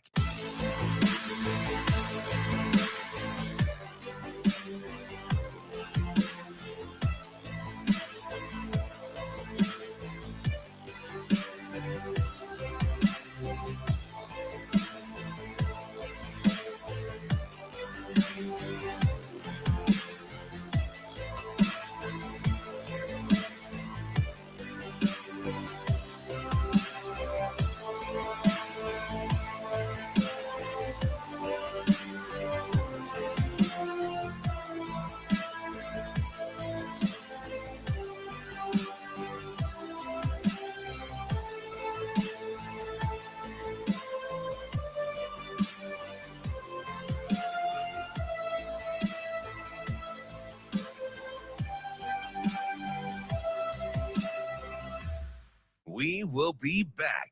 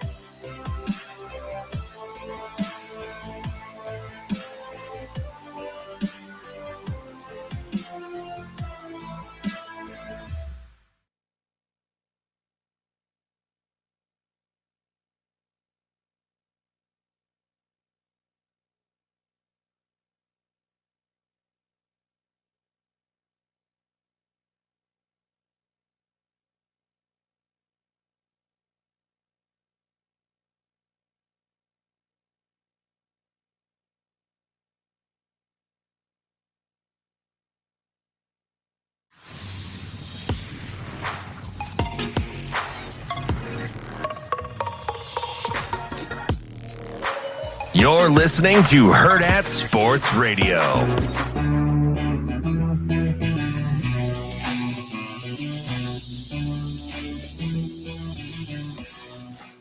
We're wrapping up the show here on a Thursday, AM 590, ESPN Omaha, ESPN Tri-Cities, KFOR in Lincoln. That's Alex Sindelar. I'm Ravi Lulla.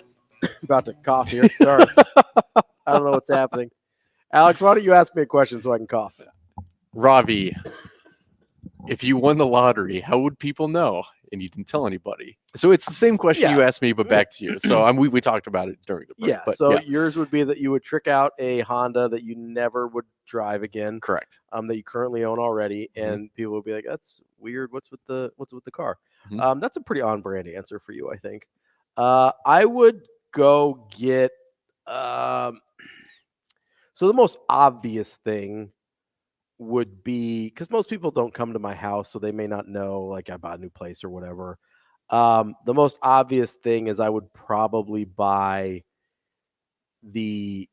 either one of those like old school like Defender Land Rovers that's like all blacked out and redone and everything like that, or I would buy a brand new enormous Grand Wagoneer, like tricked out and like all blacked out and everything. That would be the first thing that people saw. They'd go, "Oh, something happened here." Can I admit something? What's that? There was part of me that thought you were going to say, "Yeah, people don't come over too often, so I just get new windows, like on your house." There was part of me that's like, "Ooh, how suburban has Ravi gotten?" No, I don't. And I'm glad you went the other way. I don't know. I would for whatever reason. I just if I need new windows, I'll get new windows. Yeah. But I also feel like people wouldn't notice that necessarily. Well, yeah, right. You know, that's you kind of have to be looking pretty closely to be like, oh, those new windows. But what a practical investment. I know. Windows. You're investing in your home. You are. Is your heating bill too high? You know what I would probably do? What's that, Shane? I would probably become a sports talk show host, because then you'd be like, man, that guy's doing something different. You know, he's not doing all the same stuff he used to be doing and spending all that time. And he actually knows something about sports now, because he doesn't really care, because he's just got money and he just sits around and watches TV and eats Doritos. That's all he does, and drinks Mountain Dew. That's a good goal. I think that'd be really funny. Like suddenly Shane's just on in the morning, every morning, and you're like, wait a minute, wasn't he producing? Now he's the star. Hot Danger on YouTube says Alex should donate the tricked out Honda so some charity has to use or sell it looking that way. That would be so funny. That's a really good idea. Hot Danger, well done, sir. Do you have an original question for me, or is it? I do. Okay. No, so with all your travels when you were a basketball coach, famously in Norfolk, Nebraska. Yeah. Well, so I wasn't a coach in Norfolk. I played in Norfolk. Oh, okay. And then the school moved down here, so I coached in Omaha only. What was your favorite town to go to? Because now I'm of Western Nebraska often, so now I want to know what was one of those little gems where you're like, you know what, I really don't mind going here. I don't. I'll be honest. Okay, hold on. Before you say this, you do know this radio station goes all the way up. All the way out to the state. Yep. I don't. So the problem with going out and traveling to these places for basketball games specifically is you spend almost no time there. Okay. You drive to the gym. You usually have the food brought to the gym for post game. Sometimes somebody goes picks it up, but that usually wasn't me. And if you do, it's gym, food place, back to gym, back out of town. So like I really did not get to experience, because we're not staying overnight at these places unless we had a tournament really. And we didn't have any tournaments in Western Nebraska. So I spent more time in like Sioux Falls, because we had like Sioux Falls tournament, stuff like that. But I really didn't spend that much time in Western Nebraska, despite being in a lot of different places. Did you play or coach at the Pentagon at all? No, it wasn't there, I don't think. Yeah, I think that's relatively new. When I was there, I'm old. And so I didn't play there for sure. I don't think, like, we went up to the Corn Palace, which was kind of cool. Yeah. Up in Mitchell. I enjoyed that. Mitchell's not bad. We didn't spend a ton of time there, but my wife had family up there, so I've been there a little bit. Mitchell's not bad. That's not Nebraska, obviously, but Corn Palace is pretty cool. Yeah. For like a place to play as a small school team. Absolutely. I enjoyed that. Nice. My next question for you, Mr. Sindelar. Do you... okay, I'll do this one actually. Okay. So we were talking about Danny Hurley earlier. Yes. I have a very famous hatred for Danny Hurley. What is the sports team or person that you hate the most? Ooh, that's a great question. Like to an irrational degree. You know, it used to be Wichita State. Fair, totally fair. Both basketball, baseball, the whole nine. Greg Marshall, the whole deal. Now that's no longer a part of my life anymore. Yeah, I don't really pay attention to him other than watching him win single-digit games in a basketball season in the AAC. I enjoy looking at that. But again, that kind of goes back to that whole Scott Frost thing that we were talking about, where it was like, well, if we're doing well and he's doing poorly, or even if he starts doing marginally better, you just don't think about it. I don't think about it. Yeah. And so I don't really think about Wichita State anymore. I don't know. That's a good one. I really don't like the White Sox, and so it broke my heart when Nicky Lopez ended up getting sent there. Yeah, that's tough for you. Yeah, I really don't like the White Sox. Tigers, I'm fine with. I don't know. You're a Royals fan. Is there it's not like you're a Cubs fan. Where does the White Sox hatred come from? Well, all the years that when the Royals were really good, and it was actually viable to watch more than a handful of games without getting severely depressed. The White Sox were always kind of the common enemy. I mean, they brawled with the White Sox a few times. Sure, they're the common enemy of that whole division. They like are. Everybody in that division. Everybody in the AL Central hates the White Sox. Yes. Yeah, that's fine. They're pretty unlikable. Yeah, and so it's been a lot of fun to watch them have a pretty decent fall from grace. But now the Nicky Lopez is there, and they signed all these former Royals players, and I think it's Chris Getz is their GM. Yeah. I'm like, this is weird. A little Makes me feel conflicting weird for you now. Yeah, I mean, Yankees obviously are one of yours. I don't. But who do you? They got? used to be worse. Sure. It hasn't been that way for a while. I kind of like Aaron Judge and Giancarlo Stanton. I've always liked Stanton, but I have a weird obsession with exit velocity. Well, those are two guys then. And those guys have like the best exit velos in the game. And so that's I mean, I feel like Boston and New York haven't been clashing. Like both haven't been good at the same time for a while now, to the point where it matters. So I mean, like, listen, I don't like the Yankees, but it's just, they're kind of just there. Obviously, Danny Hurley's pretty high on the list. Yeah, big time. I don't like UConn at all. I really hate Danny Hurley. I think he's kind of a garbage person. Yep. I also think people need to know that, like, he actively swears and berates fans directly during basketball games. I've sat behind UConn's bench a lot. I've seen him both interact with the people behind the bench and with the student section on his way out. Like, he acts way worse than the Blue Crew or the student section ever did to him. Yep. So, like, I think he's kind of just garbage that way. Not a big fan. And the UConn fan base is especially online on Twitter, which worst. They're just so obnoxious. I really don't like Shaka Smart. Yeah, but I like Marquette. I don't like Marquette. I mean, I don't mind Marquette, but I really specifically dislike Shaka Smart. And see, I like Marquette's fans. They're Midwesterners, and they're usually kind. So it's mostly him playing, like, actually playing defense on the, like, how is he allowed to be on the floor? What are we doing? Technically, he's not supposed to be. Yeah, I mean, allegedly, but, kind of like Tennessee's not supposed to be able to perform aggravated assault during a basketball game, but here we are. It's one of those two guys, I think. I think pretty aggressively, because Nebraska football doesn't have a ton of villains right now.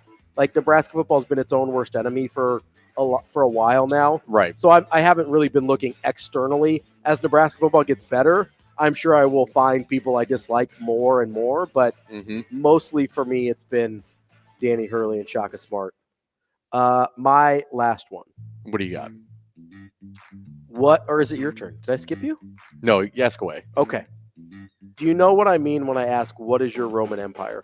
Yes. What is your Roman Empire? Oh, man. That's really tough. Can I throw it back to you while I think about it? Yeah, absolutely. So I've given different versions of this answer before. People famously know I'm obsessed with Chernobyl. Yes. Love Chernobyl. Not like the actual thing that happened, but I find it fascinating. Love that huge tragedy that happened to the human. Big fan of Chernobyl. Okay. Nuclear radiation is tops. Yeah. No. I'm kind of fascinated by, like, all nuclear things in general. So, like, Oppenheimer, I'm a really big. I loved that movie. I've found that story really fascinating for a while. The other thing, I don't know if I've given this answer before. Maybe I did or not. Black holes. Yeah. Okay. Yep. Like, I'm obsessed with kind of the physics of black holes and the mystery and what that looks like. Like, in college especially, I would just go on rants for too long about black holes. I wrote a unprompted, like, paper on Spec at one point about some of my theories about black holes and time travel, and it's I went back and read it. It's not very good, but at the time I thought it was like groundbreaking stuff. Absolutely, probably still is. No, okay, I'm actually going to go with that. I read a lot of Carl Sagan when I was in, like, high school into college, and he kind of shaped a lot of my worldview, especially at that age when your brain's on fire and developing. Yeah, and so I think because of that. I also, this is a funny story, and I'll just tell it real quick. My parents growing up, they built a house, and I got to choose my own wallpaper. Nice. And so the wallpaper that I chose, like, the middle banner of it, and had, it was framed out. The middle banner of it was the story of evolution. Oh, interesting. But I just liked it because it was dinosaurs. I was 5. I was like, oh, cool, dinosaurs. And then as I grew up, like, all of a sudden I was like, wait, there's a chronological pattern here. And I was like, uh-oh, I don't think I can go to the church anymore. But that's a famous, and so, like, space, time travel, all that kind of stuff. I mean, just kind of worked itself into it in science. So, And yeah. that's how wallpaper led Alex Sindelar away from God. Uh-oh. Damon Benning will be back tomorrow. I'll be here as well. Thank you, Alex. We appreciate it. Thanks, Ravi. More Thanks, Hurrdat Shane. Sports Radio tomorrow. See you. Have a good day. Love you.